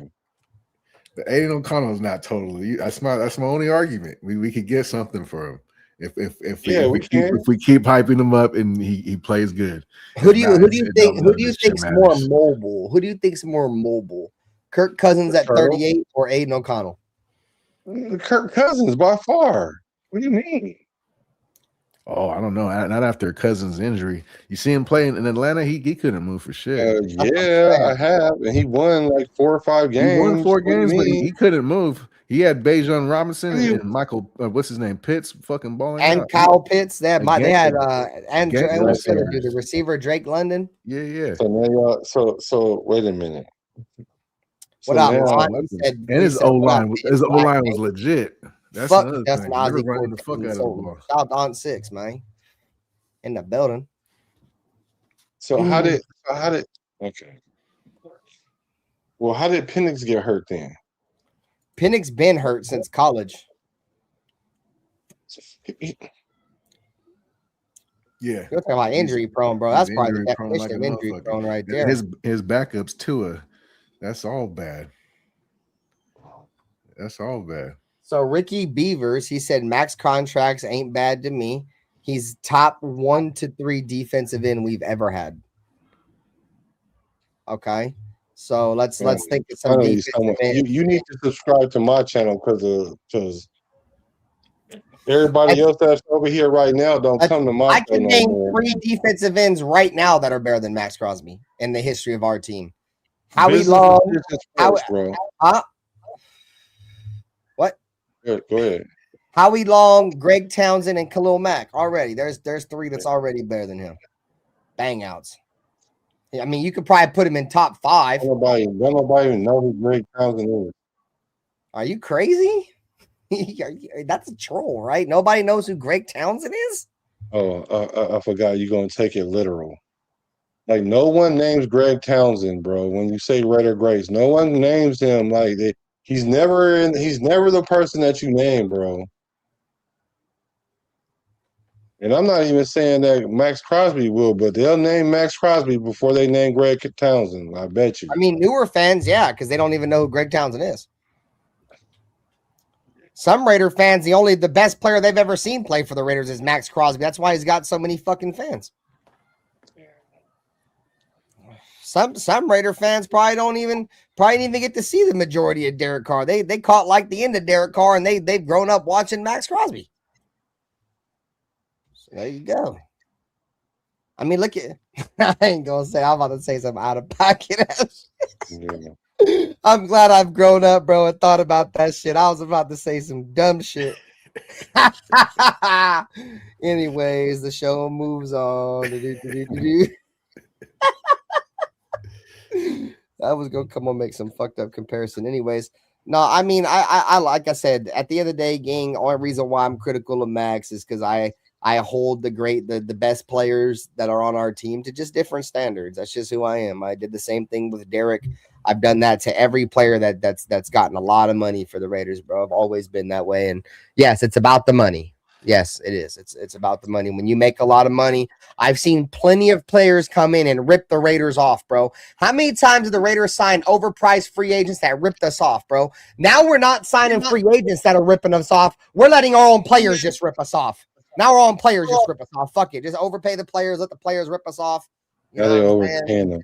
He's getting paid less than market value, but they overpaying him. I mean, the number 10 dude makes $29 million. Market value is like $30 million. He makes more than 30. No, average market value is 39. I mean, Max I makes don't 35, see that, bro. I don't see it's like 30 million, 33 maybe. No, we bro, it's top 10 bro, pass rusher. the number The is highest already pass good, rusher in the NFL makes 39 million. No, it only makes 50 at least. Like, what are you talking? See, this is why I don't. This is bro, y'all just be saying stuff, bro. I thought it was 60. I saw 60. It probably is closer to 60. I know it ain't 39. Yeah, I know it's 50 something. Greenyard was fucking up there. What's his name from the Texans? Yeah, the defensive. Myles Garrett ain't even at the top of that list. While y'all talking about sacks? Yeah, so it's 50. Myles Garrett led the league in sacks last year. He broke the record. Yeah, but he ain't making the most money.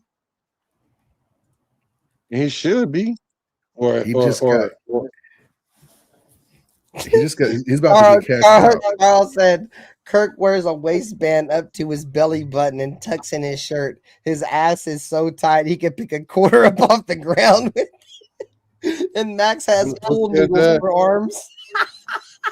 You said that? Yeah, you don't subscribe to my channel. Don't subscribe to Bro, I'm sitting there reading that like, hold on, what the fuck? Yeah, don't subscribe to my channel. It's cool. Hey, bro. We was definitely on this joint talking about how Maxx Crosby looked skinny. He definitely looks skinny. Man. He don't look big at all. It looks like he lost weight. That boy need to go eat a couple of cheeseburgers or something. You guys seen him on media day, boy? He looked like a junkie. You guys ever went to like Skid Row or like to East Oakland on 13th or something? You ever seen junkies? Maxx Crosby got the figure of a junkie. His shoulders got smaller. You can see that. Are the jerseys too big? One of the two. That's why he's thinking about life after football. Chat. Look at his body. It's like giving up. Body's like giving up on him. 3 seasons in a row. Y'all making up stuff now. Kirk Cousins been hurt 3 seasons in a row now. It's giving up. Chad, his body has had it. It's had enough. That motherfucker done clocked out. His body done said, "I'll see you next season." And that fucking season hadn't even started. I don't know, bro. I mean, he just looks skinny. I mean, I'm not the only person that said it. He looks like he lost weight. Like, I mean, yeah, we didn't put all that weight back on or something. We haven't really talked about this, but yeah, I've thought about this. Yep. He's okay, Ricky Beavers. Okay, so Ricky Beavers. We gonna have to really talk about this one, Ricky Beavers. Ricky Beavers said Khalil Mack and Maxx Crosby on very similar levels. No, they both won about the same amount of games. Not even close. One person both won the same amount of games. All-Pro, and not only a first-team All-Pro, but a first-team All-Pro at two different positions. The only player to ever do that in the history of the league. Reigning defensive player of the year, multiple first-time All-Pros. Like they're not even on this. Is that Beavers? Beavers, but you cannot make that comparison, bro, at all. They didn't win nothing though. Huh? They didn't win nothing though. I mean, the Raiders ain't winning nothing either. So no, that's what I'm saying. So all them stats you just said don't mean nothing because they didn't win nothing. I mean, he's made the comparison, so I'm just breaking down the numbers. No, so they both comparable. They both comparable because they both ain't won nothing. Look at their stat lines, bro. Their stat lines are nowhere near comparable. So one is a lot better at being garbage than the other. Okay. Because if Khalil make that argument, I feel like they're in two different atmospheres. Khalil's garbage too, then, because they ain't won nothing. He ain't won nothing. I'll go on the limb, bro. And this ain't even a hot take, bro. Maxx Crosby will never ever win a first team All-Pro, ever. What difference does it make if your team don't win nothing? I'm not saying it makes a difference, bro, but it's a career accolade, bro. And he ain't gonna ever have that shit, bro. He ain't never gonna be a first team All-Pro. If Maxx Crosby becomes the all-time sack leader, then what? Okay, shit don't mean shit. Just like when Derek Carr was the don't mean nothing, but you just said it was an individual, bro. That shit don't mean nothing. It's an individual accolade. Shit don't mean nothing. But now it don't mean nothing because it's an individual accolade. But it means something for Derek. For your boy. Hey, before y'all, this is the advice I'm gonna give some of y'all. Why don't y'all chat GPT y'all statements before y'all say them, because 3/4 of the stuff that I've debunked from y'all, all I have to do is just repeat what you say and ask if it's true. And it tells me that y'all don't know what y'all talking about. First team All-Pros dictates first team All-Pros, bro. A lot of the reason why motherfuckers get voted into the Hall of Fame, bro. Like motherfuckers with a lot of first team All-Pros. A lot of that shit goes into if you're gonna make it to Canton or not. So it's more than just individual accolades. Maxx Crosby's never even going to be thought about being a Hall of Famer, bro. Khalil Mack's already thought about being a Hall of Famer, bro. Motherfucker's been donning that motherfucker gold jacket, bro. Maxx Crosby will never sniff the cunt of the fucking Hall of Fame gold jacket. You know what I'm saying? Nobody's bigger than, and he's gonna go in as a Charger too. He ain't gonna even go in as a Raider. Why are you over there jocking? Who? Who you talking about? Khalil Mack. Yeah, the only reason why I talk a lot of that shit is because Khalil Mack is who broke my emotional tie to the Raiders, bro. I remember I told myself, bro, I was like, if there's one player that'll never ever be traded, bro, it'll be Khalil Mack. The Raiders would never trade him. And we did that shit, bro. That shit broke me. That's why I don't fall in love with players no more. That's why I say don't ever expect the Raiders to do something, bro, because they are the most unexpected team. That broke me, bro. I lost a lot of emotional investment when we traded Khalil Mack. That shit hurt my soul. Khalil Mack's trade is one of them trades I feel like when it happened, everybody will remember where they were at when that trade happened and like what they were doing. You know what I'm saying? I was definitely talking heavy about Maxx Crosby. I've been talking about Maxx Crosby for many years. So Yep. this Maxx Crosby criticism is nothing new. It's been on my channel for a long time. Why a lot of channels will call these uncomfortable conversations. These are easy conversations to me. You feel me? Because all I care about is winning football games. You feel me? I'm not here to make excuses for players, bro. They don't pay my bills. I'm trying to win games. You either helping the team win or you helping the team lose. You feel me? And that goes for everybody, especially the highest paid players that don that silver and black. You feel me? Y'all motherfuckers are paid to be great, and you motherfuckers underperform year in and year out, and motherfuckers want a dick ride. You can dick ride all you want. I ain't dick riding shit. I'm dick riding championships. I'm dick riding playoff wins. Fuck you talking about? I ain't dick riding none of them individual bullshit accolades y'all be sucking on. I ain't doing none of that shit. Win losses. What's that looking like? And if it's not looking up to par, we got to switch some shit up. And the only consistent we've had these past few years is none other than your boy, and he's it's just not working out. And bro, it was crazy because like the longest tenure shit through all that shit was Patrick Graham, and now it's Maxx. Patrick Graham's gone. Maxx Crosby should be gone too. I honestly feel like he's still gonna be traded, bro. The Raiders understand the value of 2 first-round picks. Hope he comes out balling. I hope we win. I hope he comes out balling. But like we started off the episode, he's coming off that injury. I don't think he's gonna be worth the shit first few games. Other than a cheerleader, we'll see though. We'll have Justin for 12. Justice for 12.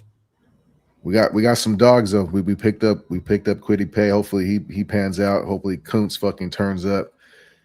So I think we also win more games without Maxx on the field. So make that add up. So Justice for 12, bro. What up, man? Thanks for coming by the show. He said, if I was the season sack leader for multiple seasons, but my team kept finishing below 500 and never making the playoffs, it don't hit the same. We need to win. No, I feel you, bro. But being the sack leader of a team when you got only 10 sacks 1 year and 8 sacks the year before, like, I mean, that's not leading a team. I mean, statistically, yeah, but bro, 10 sacks. The point is, bro, he made $32 million a year last year for 10 sacks. We looked at his numbers already, bro. Where's his numbers at? So this was his numbers right here, chat. For last year on a $32 million contract. Mind you, this came off a season that got the Raiders #1 overall picks. You got to take all these numbers plus the fact that we had the #1 overall pick and we were terrible, and he was making $32 million. This boy made $32 million last year on a team that won 4 games with 45 tackles and 10 sacks. Like, come on, bro. Like, that's the argument. That's the argument, bro. Like, if we was winning, this shit wouldn't really matter, bro. But when you're losing games and your highest paid players are underperforming and fans are okay with these stats right here at 35 million, that's a problem, bro. That's a problem. We're Raider fans, bro. Our motto is just win, not just fucking barely get 45 tackles and 10 sacks for 35 million. Like, what the fuck are we talking about? I know this shit is, for some of y'all, this shit might be uncomfortable to talk about, bro, but this is reality. Mm-hmm. And at the end of the day, like I said, we win games. I don't give a fuck if he goes back to 20 tackles and 7 sacks. I don't give a fuck. Yep. Because we're winning. We can settle with this right here. I'll be fine with that number right there on the bottom if the Raiders go to the playoffs next year. I'll be fine with that. Bonus.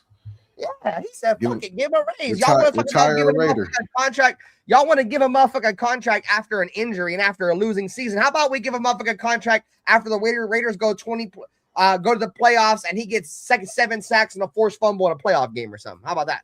Retire a Raider. Yep. That sounds fair to me. That's the kind of shit I'm on. Not fucking keep fucking chasing your tail in circles and trying to make it work and trying to make him happy and firing and hiring coaches because he doesn't want to play or he's quitting on the team on the team in general. Fucking the defense quit more than once last year, bro. I can't think of the specific games, but it was more than one game. I'm sure the chat can bring some up. But there was more than one game where the defense fucking just 8 and Eggers, they were disinterested, more interested in tackling.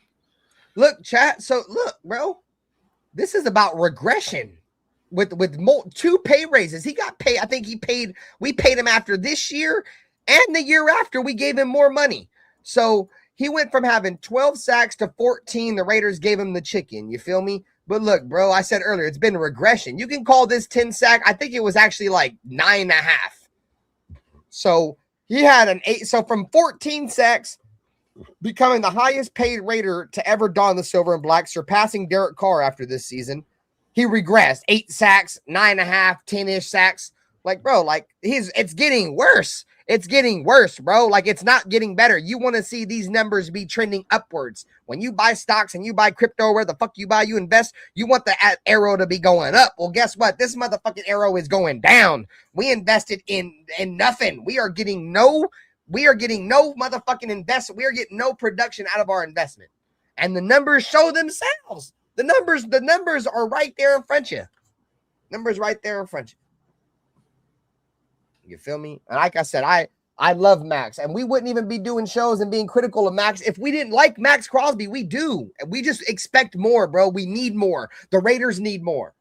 We need focus. We need motherfuckers to not be doing podcast. You know what I'm saying? Like, that shit is out, bro. The Cowboys ain't winning shit, and neither are the goddamn Green Bay Packers. Motherfucking ain't never gonna win shit because this motherfucker over here more focused on doing podcasts, talking about Micah Parsons. These motherfuckers are not locked in right now with football, bro. I don't give a fuck what a motherfucker say, bro.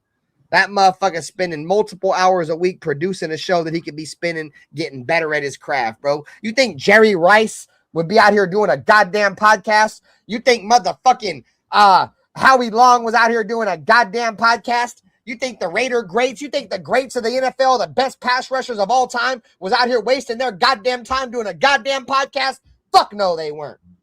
That's why they're the best, bro. That's why Maxx Crosby ain't never going to be the best. He ain't never going to be a Hall of Famer, and he ain't never going to sniff a cut rag of ever being anything for the Raiders because his fucking focus is outside of football. Go fuck yourself, you son of a bitch.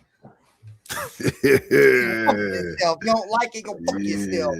That's my opinion on it, goddammit. Yes, yeah, motherfucker's focus is not on ball. This motherfucker's focus is elsewhere. I don't know what the fuck this motherfucker on. This motherfucker want to be a rapper. He wants to be a podcaster. This motherfucker wants to be everything but a Raider, goddammit.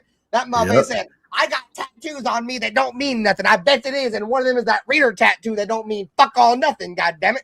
You son of a bitch. Go fuck yourself. I know what the fuck you on. These Raider fans might be wearing silver and black glasses and can't see through your shit, boy, but I see through your shit, you son of a bitch. Yeah. We see right through that shit, goddammit. We've been through this shit. We know what time it is. You ain't fooling us, motherfucker. We called this same shit with Devontae Adams and everybody else. All these Raider fans was dick riding the fuck out of Devontae Adams. Now Devontae Adams wants to play here. We're all like, bro, his body language says elsewise, bro. 2 weeks later, that motherfucker was up out of here while he was telling all you stupid motherfuckers respectfully that he never wanted to leave. Boy, y'all just be falling. If this motherfucker say something and you just fall for it. Oh, yeah, he wants to be here. Yeah, forever. Yeah, brother. Yeah, fuck out of here, dog. Fuck out of here, bro. Don't believe everything you see on television, chat. What up, Raider Nation? Jason, what up, Willie Wayne? I'm just saying, boy, like, motherfuckers is crazy, bro. Motherfucker would just put a lie in your face, dude, and because motherfuckers is so blind to everything you say is faith, and they just take it. Oh, that's here. What's my solution? Trade him. Obviously, he said, "What's your solution? Trade Maxx Crosby." That's a goddamn solution. So we ain't got to deal with it no more.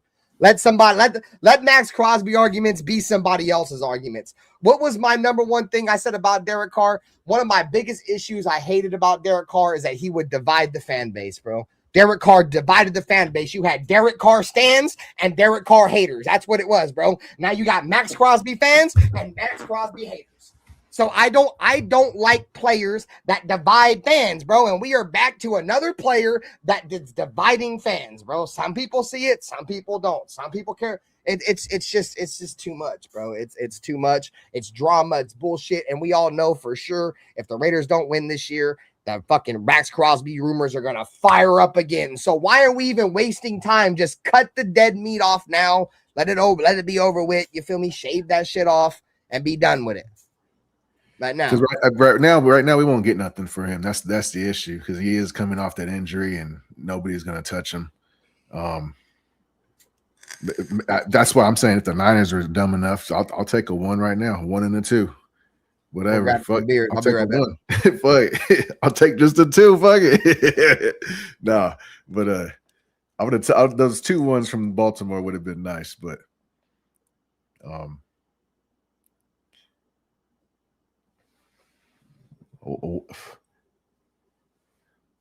don't think right now it's in the cards. I think Hondo's full of shit. I know a lot of people fuck with Hondo, and he's part of our circle. I don't want to hurt our brand, but I think it's still America and it's free speech, motherfuckers over here. Fuck Hondo.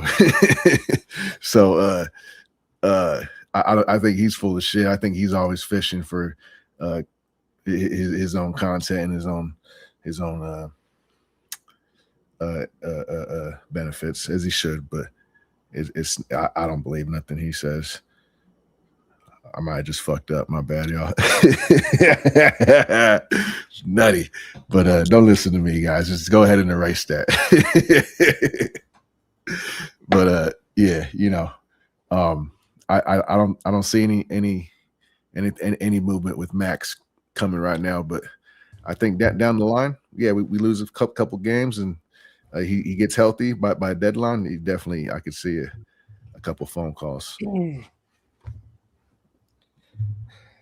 So my bad, bro. We might have to edit a bunch of that shit out. So let me say this, bro.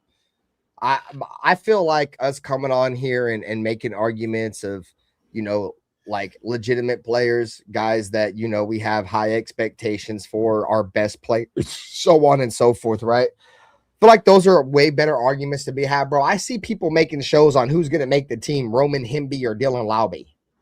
Like, I'm not like, I would rather come on here and have a conversation about Maxx Crosby than have a conversation about Roman Himby and Dylan Laube. I'm gonna come on here and you think I give a fuck about who wins between Roman Himby and Dylan Laube, bro? I care about Maxx Crosby and his production. You feel me? So that's why we have these kind of arguments. You know what I'm saying? What up, Fambo Podcast? What up? Would you mind? Thanks for sliding through. Shout out to the 30 people in the building. Double tap the screen, hit the like button. Make sure you guys are subscribed to Loaded Box Entertainment, man. You feel me? Shout out to the homie Black. I know we live on his channel too. Business Decision Sports. You feel me? I am RaiderBen. This is the Silver and Black Lounge, and you are tuned in to the Just Win Baby podcast. So the other thing that was on that's been going around is Kayron Boutte trade rumors from the Kayshawn Boutte from the New England Patriots. The New England Patriots acquired AJ Brown, and there's been a lot of rumors around the NFL or around the Raiders building that maybe the Raiders would have some interest in Kayshon Boutte. That every time I say that word, it just sounds weird as shit, bro. I ain't gonna lie. I remember we played him last year on week 1, bro. I'm like, what the hell am I saying here? But he's from the New England Patriots. Had a pretty good year last year. He's more of like a number 2. That's the reason why I didn't really see why a lot of people were like the Raiders may be in on a trade. Let's see, we're gonna pull up the numbers here. So we'll go with down here Kayshon Boutte right here, wide receiver. So last season, 33 receptions, 551 yards. See his touchdowns. So his touchdowns, and he had 6 touchdowns. So this Boutte stats right here, played in 14 games, had 33 receptions on 46 targets, 550 yards. Did have a nice, healthy 16.7 yards per reception right here. That's a nice number to be at, and 6 touchdowns. My issue is that I don't know if the Raiders need a number 2 receiver. And another thing is what would be the trade? Do the Raiders, is it like a late round pick, like a 5th or something for this dude? 551 yards and 6 touchdowns doesn't really move the needle for me in terms of, the Raiders should go out and give him, the bag, or not the bag, but give up a trade for him. I'll let you take it over, bro. But what's your thoughts on it? I'm gonna go look at Jalen Naylor's stats, bro, because Jalen Naylor's almost like the same kind of receiver, bro, and I think he probably had better numbers than that. I like Booty. He's a hold on, pause. But I like Booty. he's a decent player. He's a football player. He gets busy. I like the way he gets down, but I'm not willing to give up anything for him. Nothing significant. If we get like a fourth or a fifth, maybe a fifth for sure. But no, I don't think it's worth it unless Kubiak really thinks he can help. And fucking, we're really, somebody's not stepping up, and we're low on depth. Then go get him immediately. So I look at his numbers. So last year, Booty had 33 catches for 551 yards. Jalen Naylor had 29 receptions for 444 yards. So at 15.3 yards per reception, 16.7. So like I said, very similar players. I think Booty may be the taller of the two. I think he's like 6'4". 6'3", 6'4". I don't think Jalen Naylor's that tall. I thought he was a little small. To me, he kind of shaped like Debo. What's his name? Yeah, he's big though, bro. I thought the same thing too, bro. He's like 6'3", bro. Let's see if I can find it real quick. He's big, bro. He's a big boy. Okay. Let me see.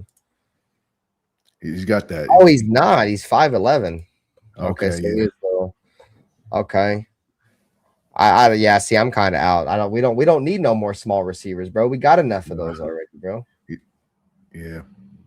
I thought he was dude. I could have swore somebody was saying that he was a taller receiver. Yeah, that shit's out. No, he's kind of he's a better gadget. I mean, because Debo Samuel's a gadget player, but he's more than that. I feel like he's a better receiver than Debo Samuel as far as that goes. But I still don't think he's a number one. That's to me, yeah. Yeah, that's out. I ain't gonna lie. I was only gonna talk about this shit because I thought he was a bigger receiver. He's definitely out. Like the Raiders already have Trey Tucker, who's like 5'10". You know what I'm saying? And fucking Jalen Naylor's barely 6 foot tall.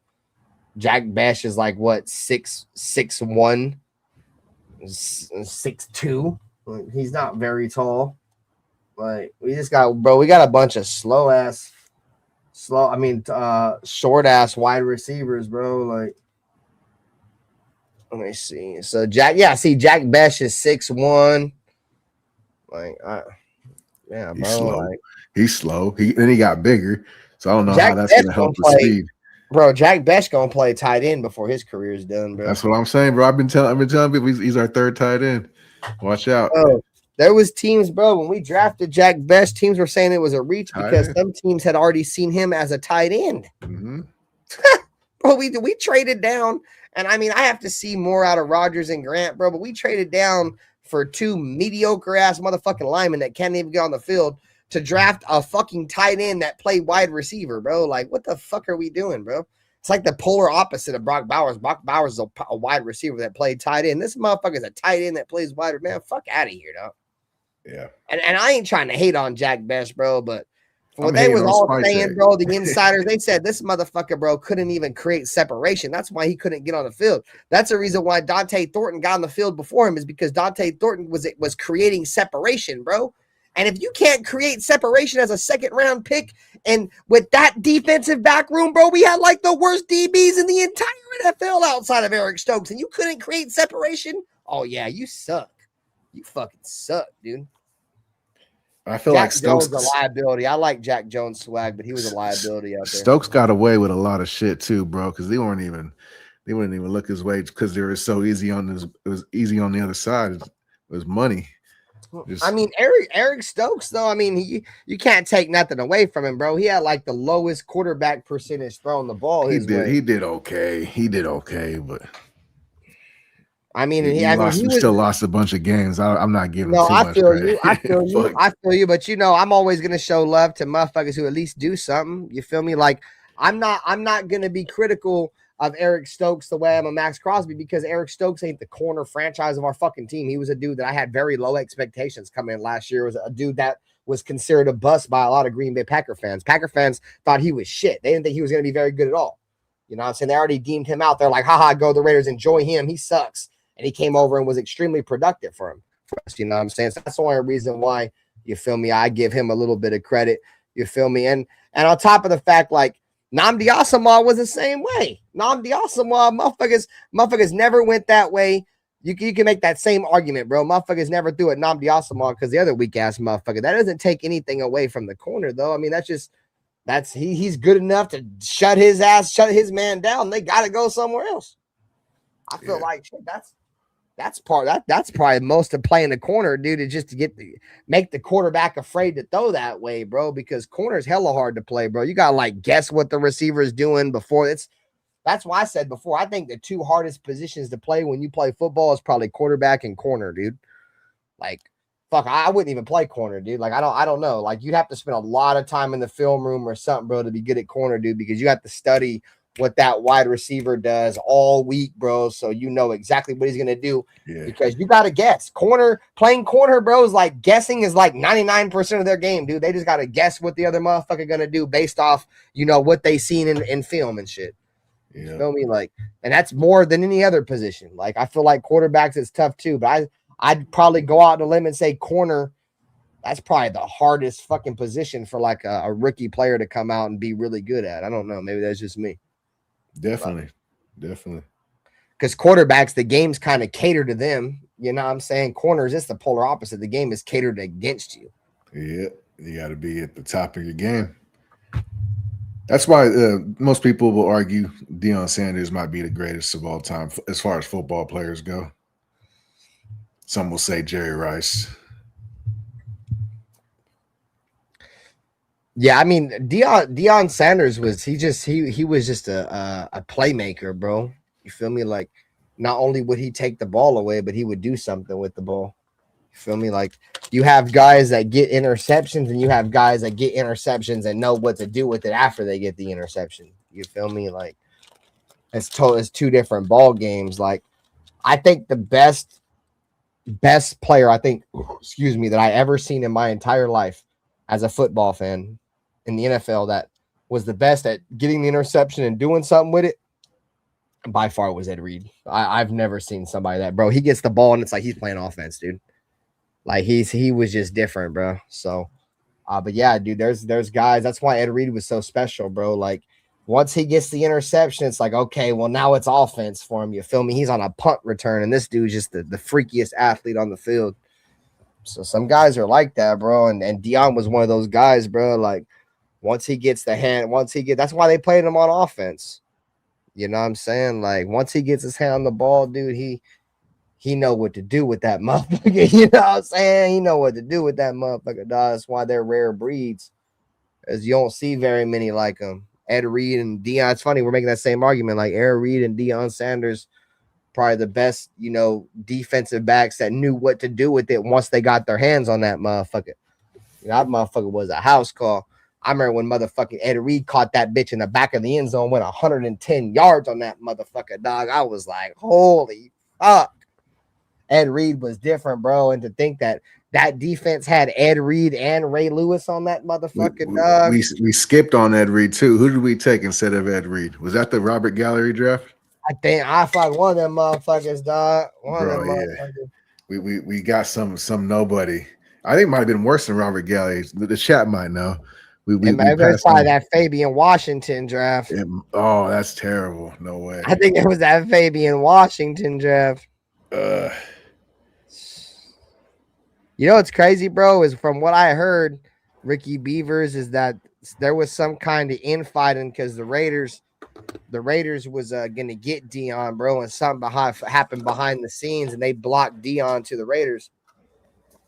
So we should have had Deion. I feel like Deion's like one of the few NFL legends that never played for the Raiders, bro. Like, we had like hella NFL legends, bro, play for the Raiders. He's like one of the few. Him and like fucking, I don't know, Calvin Johnson and Barry Sanders. Like, I feel like a lot of NFL legends at some point ran through the Raiders. You feel me? At some point, Paul's like, not in that kind of way, but like, you feel me, was on another team and came to the Raiders. Like fucking, I remember A-Bomb A-Bomb, if you guys don't know A-Bomb, and he's a Niner fan, he come on this bitch and be like, you want to know the reason why Jerry Rice and Ronnie Lott and all these fools went to the Raiders? I was like, why? And he was like, because they want to know what it felt like to lose a Super Bowl. I was like, oh, that's fucked up. Those motherfuckers had never lost any Super Bowls anywhere else, bro. Came to the Raiders and lost that bitch. I was like, damn, that's kind of, you might have a point there. I mean, you know what's crazy, bro? The Raiders had a window right there, bro, for many years. Yeah, bro. The Raiders had a window right there, bro, from the Tony Saragusa hit on Rich Gannon to the Tuck rule, then to losing the Super Bowl, bro. The Raiders could have won like 2 Super Bowls at least if everything wouldn't have went against the Raiders, bro. Yeah. By design. That's what's crazy, dude. Shit's rigged, bro. Bro, the Raiders, and you know what's crazy is they all say, bro, like the Tuck rule is what ended the Raiders dynasty, like or what stopped the Raiders from becoming the dynasty, dog. Yeah. And where the Patriots took it over, bro, was the Tuck rule shit. Like the Raiders were about to be that team. Mm-hmm. I think at the time, to be honest with you, Ricky Beaver, I think at the time if Michael Vick came to the Raiders, we probably still would have sucked ass anyways, bro. We didn't have no team. We really didn't have no team. Like the only time we really had a team, you know, between the Rich Gannon era and the Derek Carr era was that couple years there where we had Jason Campbell and McFadden and Denarius Moore and Hugh Jackson finally got something out of Darius Hayward Bay. But like outside of those couple of years, dude, that roster was terrible. Like there was a reason why the Raiders were a bad team for so many years, you know, in the 20 teens. You feel me? Because we had just terrible rosters, bro. Just year in and year out drafting guys like Robert Gallery and Fabian Washington and fucking Stanford Route and fucking, you know, Darius Hayward Bays and all these fucking bums year in and year out. You feel me? That's why we sucked. So, I mean, the only reason why we even got competitive, dude, is because Hugh Jackson was able to get something out of that. I felt like we always had a chance, you feel me, sometimes in terms of talent, but we never had a coach that could get anything out of those guys, bro, and Hugh Jackson was able to do that. So, Jack Del Rio had a little bit of success. Nah, he's different, though. He was one of the guys that almost engineered the Raiders back to greatest, dude. That 2016 season where Derek Carr broke his leg will be one of the biggest what ifs, not only in Raider history, but NFL history, bro, because the Raiders were on a fucking roll, dude. And Derek Carr was about to roll himself into an MVP. And McKenzie had a big part of it. And in my opinion, Mark Davis did McKenzie dirty. Oh, no, for sure. But I felt like we all knew the love that the Davis family had for John Gruden, bro. If Gruden said he was coming out of the booth, it didn't matter if the Raiders had just won a Super Bowl. Not the Davis family. Hold on. No. Not Mark. Al Davis couldn't stand fucking Gruden. That's why he was gone. I meant like Mark Davis. Yeah. Mark ass Davis. He was on his nuts because he fought back to his dad, and he probably looked up to him like, "Oh, you're so tough. Like you fought against my dad. Like he probably liked that shit or so. I don't know, bro. Because how I see their relationship with Al Davis and Mark Davis, it was kind of like, get away from me. Like Al Davis didn't fuck with Mark Davis, and I think as soon as he took over. And at least with Reggie McKenzie, bro, at least he didn't let Dennis Allen drag him down, bro. You feel me? Because we've had a lot of general managers, bro, where they were afraid to fire their first hire. You feel me? And Reggie McKenzie hired Dennis Allen. That was his first coach. And he went in this bitch and said, this is the man for the job. That boy said after like a year or two, he's like, man, fuck this. You're out of here. You feel me? And you know, that's another credit too, because I mean the Raiders could have hung on to Dennis Allen. You know, I think he's a solid defensive coordinator, but he's not a head coach in the league. You know what I mean? And as soon as we got rid of Dennis Allen, bro, we bought in Jack Del Rio. We went from fucking 3 or 4 wins to 7 in one season. You know what I'm saying? And then went from 7 to 12, which, you know, could have been, you know, whatever happened if Derek Carr didn't break his leg. So, yeah. No, Reggie McKenzie gets a lot of respect in my book, dude, just because he's one of the few general managers I've seen come into the Raiders and actually build a team the way it's supposed to be built, bro. He came in and realized right off the bat this team does not have a quarterback and they don't have a line to protect him. You know what I'm saying? The big investment they made on that year was they wanted to bring in Matt Schaub. And guess what they did? They're like, we're going to bring in Matt Schaub. And we're going to go get all these fucking offensive linemen to protect Matt Schaub. Little do they know, they drafted a quarterback in the second round that would go out there and beat out Matt Schaub. You feel me? But Reggie McKenzie had already built and had a plan in place to succeed around a quarterback. He was going to build the team around Matt Schaub. That's even better for a young quarterback. Now he's got a young quarterback with a young offensive line that he can play now and save a lot of money by not playing Matt Schaub. Like, there's just so many in between the line things that Reggie McKenzie did, bro, that people don't think about, bro, and this little shit like that. Yep. Did him dirty. Mark S. Davis. But, I don't know if the Raiders were going to go back up. They would have, in my opinion, they would have either had to give Jack Del Rio one more shot or fire him, dude, because the fact that he kept Ken Norton around for all them years and chose to fire Bill Musgrave after probably the best offensive season the Raiders have had in over a decade, and keep Ken Norton around, a guy that had put one of the worst defenses on the field for years.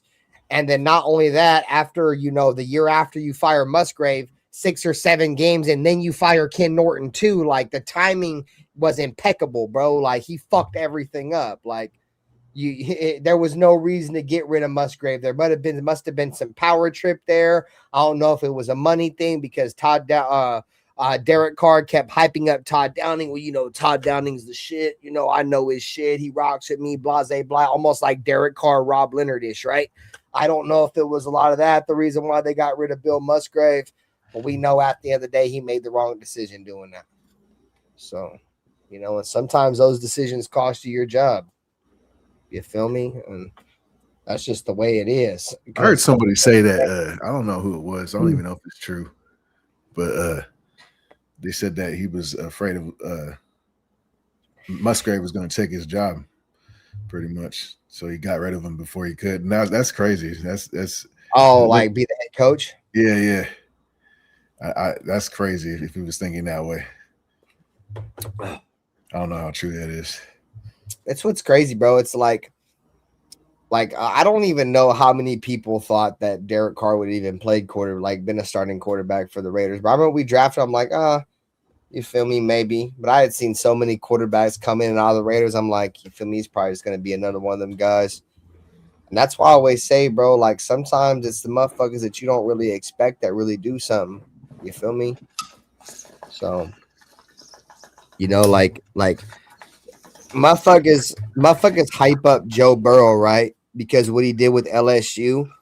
But they don't talk about what Joe Burrow did before LSU. But motherfuckers want to make that same argument towards Fernando Mendoza. They want to talk about everything before Indiana, but don't want to talk about Indiana. And when they talk about Joe Burrow, they want to talk everything about LSU, but not talk about before LSU. Like, motherfuckers just be on this bitch just arguing about dumb shit, dog. Just dumbass shit. I feel like motherfuckers who sit here and be like, oh, well, Mendoza didn't do shit at Cal, then you probably just didn't really watch Cal or go back and watch his Cal tape. You feel me? He balled out, but they still sucked. So it was. Then it goes back to what we were talking about earlier, wins and losses. It definitely wasn't wins over there. But they had a terrible roster. Their roster was terrible. I mean, I hate to say that, but that's pretty much all West Coast football teams. That's not like the pinnacle of West Coast, like Stanford and Oregon and USC. Like, outside that, the majority of West Coast football is trash. Yeah, you gotta have the thing with that is you gotta have grades out here to play up here. Pretty much, I'll swear you could get away with murder damn near and DUIs and. Oh yeah, it probably makes sense then. Yeah. Yeah.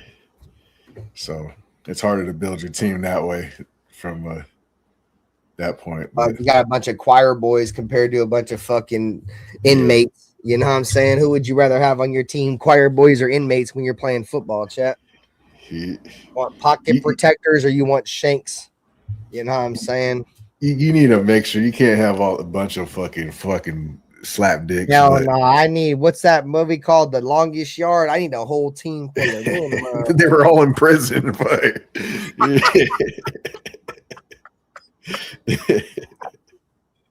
You bunch of killers out there, Mike. You know, yeah. Fuck all that. Hey, I saw somewhere. I don't know if this is Raider news, but to me, I was proud of my Raiders. There was like 9 teams that weren't participating in the LGBTQ thing. And the Raiders were one of them out of the 9 players. What is it? It was some kind of promotion, some kind of sign off on having some shit in the end zone with the.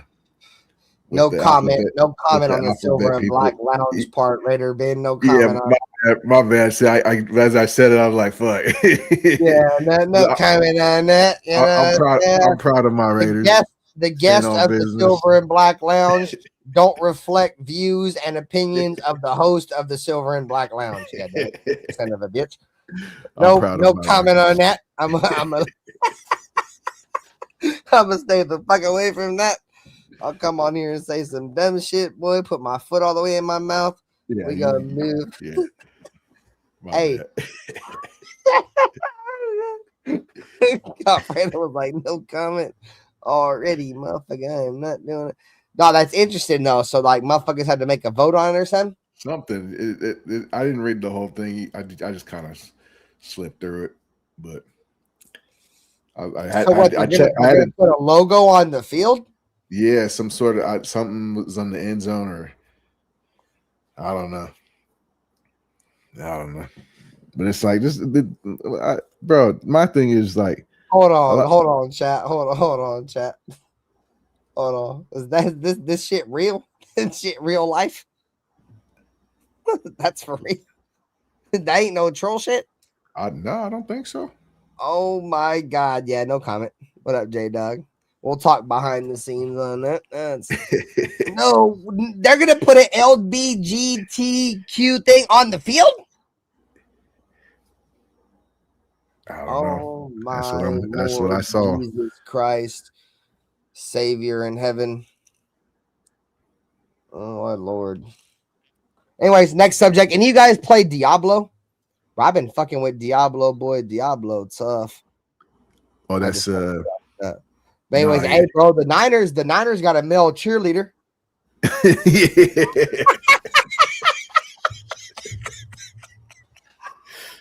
Y'all ever seen him? Chat? Hey, chat. Y'all ever seen the 49ers male cheerleader, chat?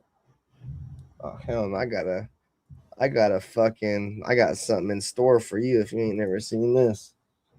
Boy, this has got to be the funniest shit. And it's got to be the most fitting fan base. Bro, y'all better hope I can't find this shit. But why ain't that shit showing anymore, chat? Oh, here it is. I found it. I found that jank. Well, we're gonna leave it muted because it's got copyrighted music on that jank. But here I present to you the 49ers in a nutshell. That's Patrick Mahomes. That's Patrick Mahomes out there too, by the way, chat. His brother, Patrick Mahomes' brother out that bit, jank. You think they was in or out on that vote, chat? On the LBG vote. Was the Niners in or out? Were they yes or no? Y'all let me know in the chat. Because I think that might be Patrick Mahomes' brother making a TikTok that may have saved them. That is actually nasty work. And there's a Micah Parsons jersey right there. Of course. That is out of pocket, chat. He said that's really his brother. Oh no, I'm just talking shit. Looks like you know it, dude. That shit, bro. Imagine, bro, all the shit that's thrown at Niner fans, bro, and then you go, their cheerleader gets caught doing that, bro. That is nasty. That is nasty work, dog. Like that just goes that the stereotype does fit sometimes, bro. That motherfucking fucking fit. You fit there, that motherfucker. Micah, dog. You know Cinderella when he walk up and put that motherfucker on. God damn it. You know what I'm saying? Some things go together like peanut butter, like jelly, you son of a bitch. That Fuck shit is the Niners. crazy. That shit is nasty work. Couldn't be my team. Tripping. He said it's hella funny because Niner fans act like that shit didn't happen.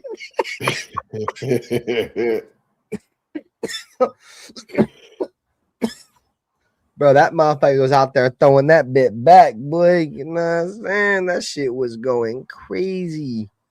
He was out there doing all kind of crazy shit.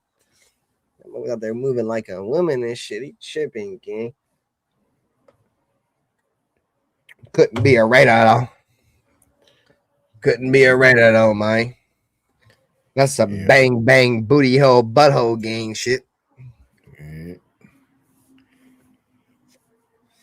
I'm all dumbass Reggie Packs. Anthony said he was recruiting his ass off at Juneteenth. You're recruiting your ass off, dude, at Juneteenth? That kind of sounds sus. What do you do? Putting your asshole like on the street or something? That sounds like some shit that might criminalize you, bro. You were recruiting your ass off on Juneteenth. You were like on East 14th on Juneteenth.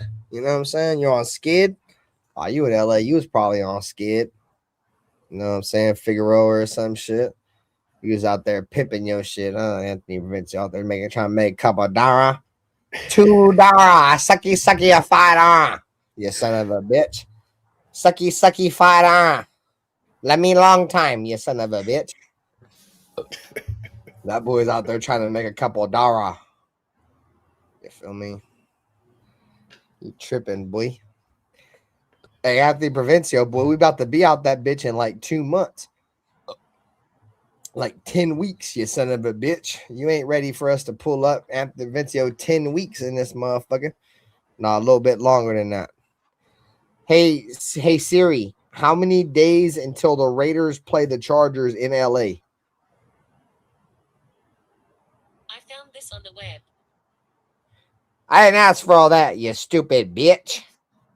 I said how many days it is, you son of a bitch. Well, no, I got that shit on my it's like 100 days, motherfucker. I'm a be in that bitch. You about to pull up Anthony Provencio. Hopefully we go to a taco spot and there ain't a dude there pissing his pants, dude. That shit was some good tacos, but that dude had urinate all over himself. Yeah, that was a random spot too.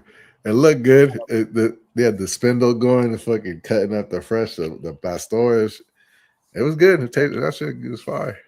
It was decent, boy, but I didn't expect a motherfucker to be sitting there doing the Macarena, dude, pissing his pants. That was crazy. Yeah. That boy damn near threw the sombrero on the floor, dude, and started Macarena around that bitch. You feel me? That dude just pissed all over himself. Fucking Afakasi was like, Benta. I'm like, what's up? Afakasi's like, hey, brother. He pissed all over himself. Yeah. It's like, brother, Ben. He's like, piss all over himself. I looked over, like, bro, you bullshit, chat. You bullshit.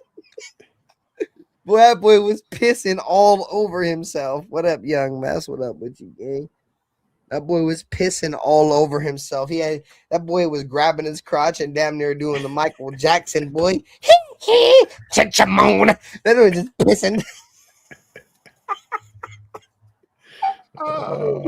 Hey, the food was fire. Hey, Anthony Provencio, what'd I say, Anthony Provencio? I was like, hey, bro, hook him up with some of the asada. This boy been eating kangaroo. He's from Australia. This boy don't know what that is. That's boy been eating barbecued kangaroo. It's my man's. I love Afakasi, bro. He got the quesadilla, man. I want that boy to get like some tacos or something. You got to get the real, like, you feel me? I guess quesadillas is solid. You feel me? But no, I feel you got to get like a taco with a couple of them joints, and then go from like tacos to quesadillas and burritos. I thought I saw him eat a taco, but it was plain. He didn't get the works on it. Yeah. That's. It was funny, bro. That motherfucker came all the way from Australia and wanted a Wingstop. Yeah. I was like, all right, bro, bet. Yeah. I was like, where you want to go to eat? He was like, bro, I want to go eat at Wingstop. I'm like, bro, they ain't got chicken wings in Australia. They got kangaroo wings in that bitch.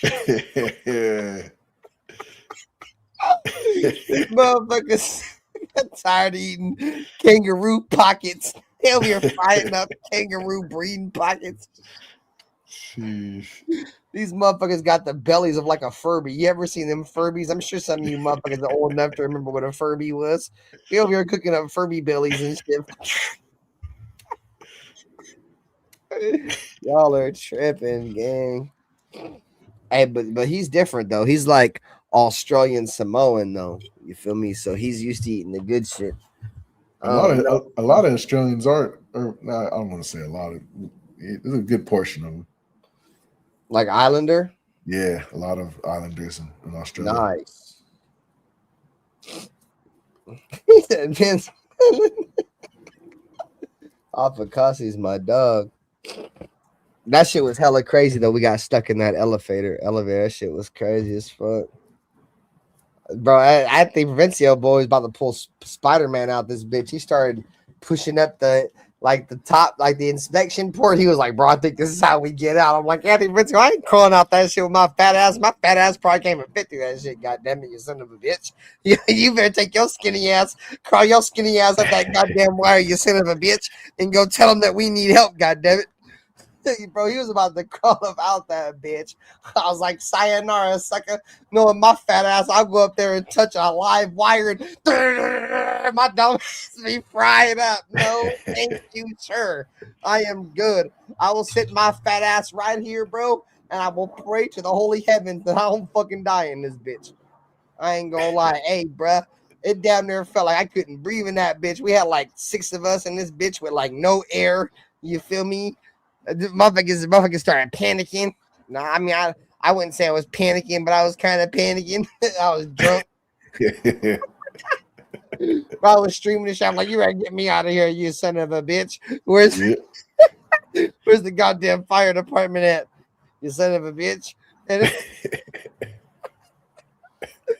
bro, I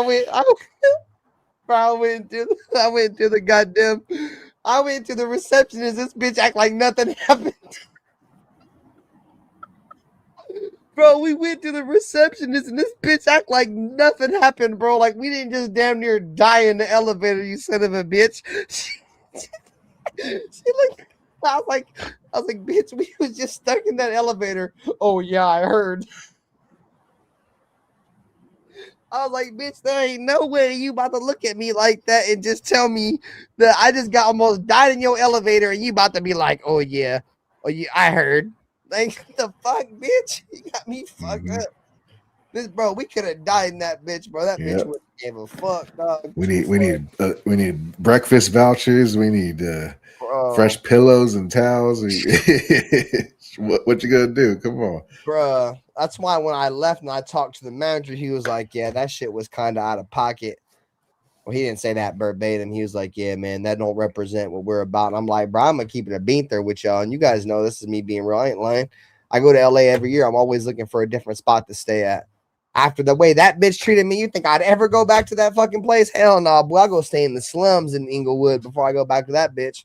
I don't give a fuck. Just the way I treated made me feel like if I died in that bitch, they wouldn't have gave a fuck. You feel me? And he understood that. He was like, yeah, it's fine. That's not what we're about. And it was cool because the total refund I got was like over $300 they gave me back for that. So, you know, he made it right. So shout to that manager. I'd imagine she lost her job. I don't think she works there anymore if she treats other customers like that. Yeah, I mean, even I don't give a fuck, bro. Even if it was just on the bottom floor, the fact that bitch was just like in there. Like all your people that are coming in right now, like I hate to say this to you, y'all are irrelevant. Y'all ain't really spent no bread yet. You got somebody in this bitch that had already paid and he's about to die in your goddamn elevator and you just sitting on your lazy motherfucking ass in there. Like you don't give a fuck. Like if I worked there, bro, I would have been like, hey, you guys people in line, I'm sorry, y'all gotta wait. I got somebody stuck in the elevator. And they would have understood that. They'd have been like, yeah, bro, you feel me? That we get it. You feel me? But nah, that bitch didn't give a fuck. That bitch would have let us die. That bitch didn't give 2 fucks.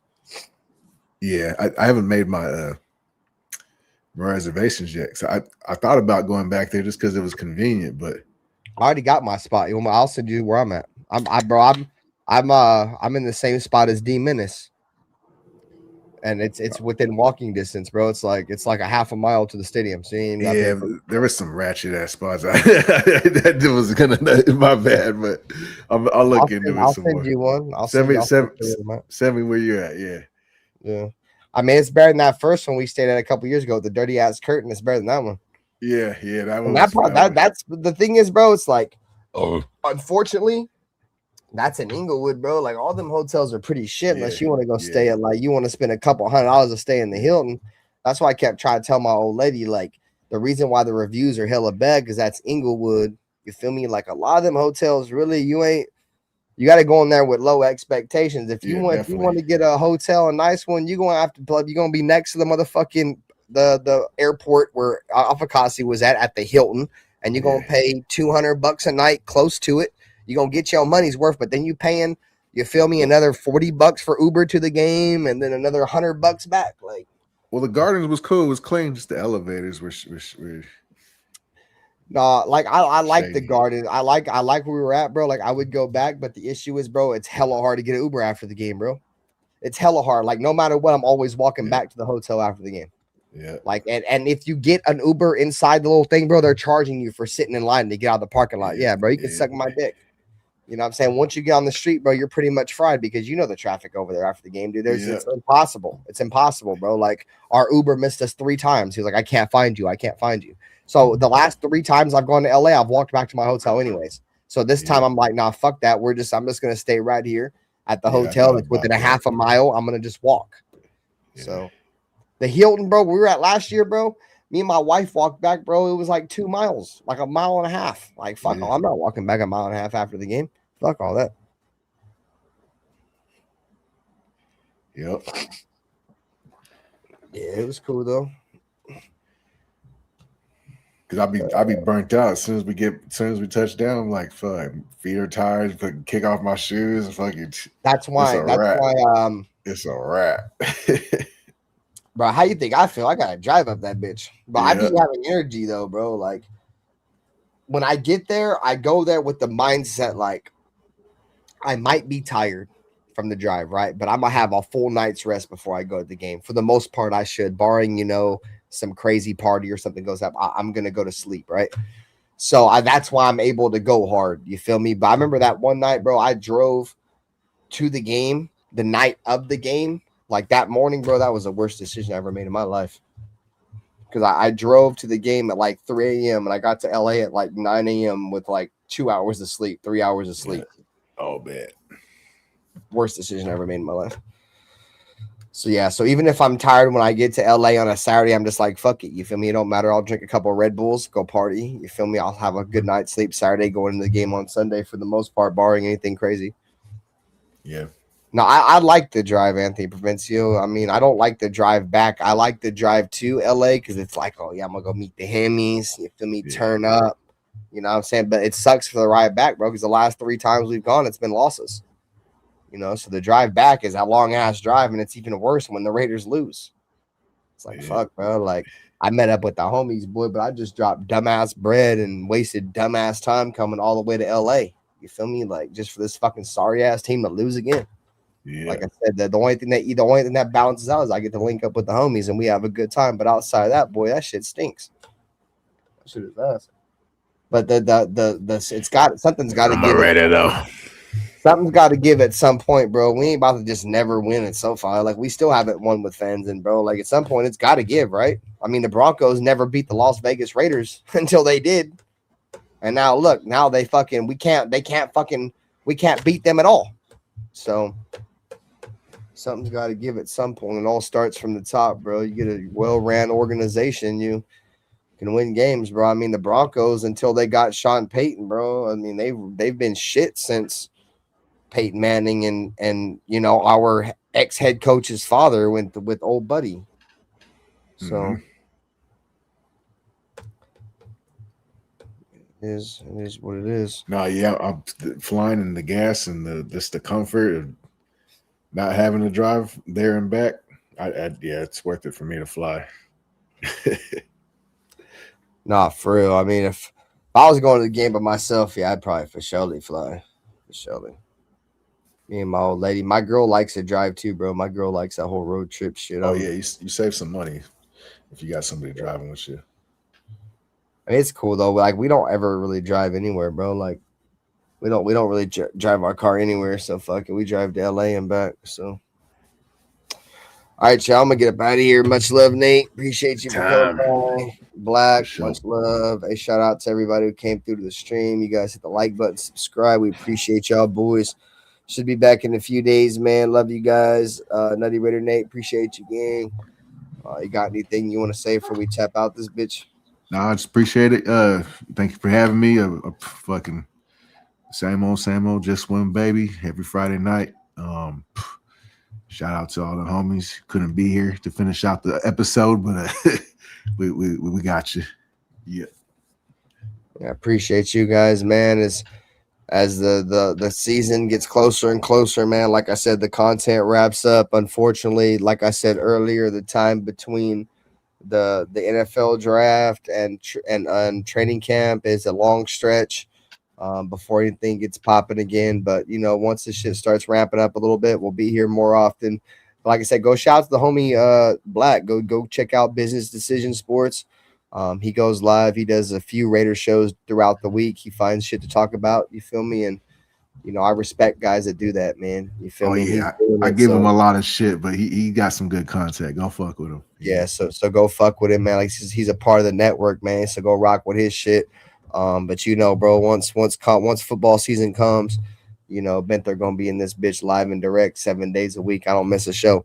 So love y'all, boys. Appreciate you guys. Double tap the like button, subscribe as always, man. For RaiderBen, for Nutty Raider Nate, for the homie Black, and for the homie Dirty, man. We see you, boy. We love you. Hopefully you get better, and we see you guys on the next one, man. Love y'all. Peace out. Go Raiders, man. Raiders. Which team, by colors alone, is identifiable around the world? The autumn wind is a Raider. Which team, by slogan, commitment to excellence, Pillaging just for fun. just win, baby? He'll knock you round, All those things then upside down, are the Raiders. and laugh when he's conquered and won. When you have great coaches, then after you have great coaches, you get great players. You have a great organization, and you tell them one thing: just win.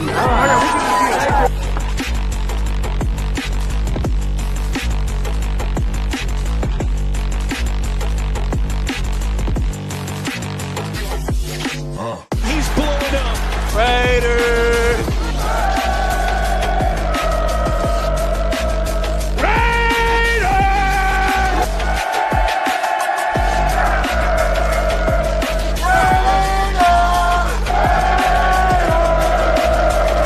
Just win, baby.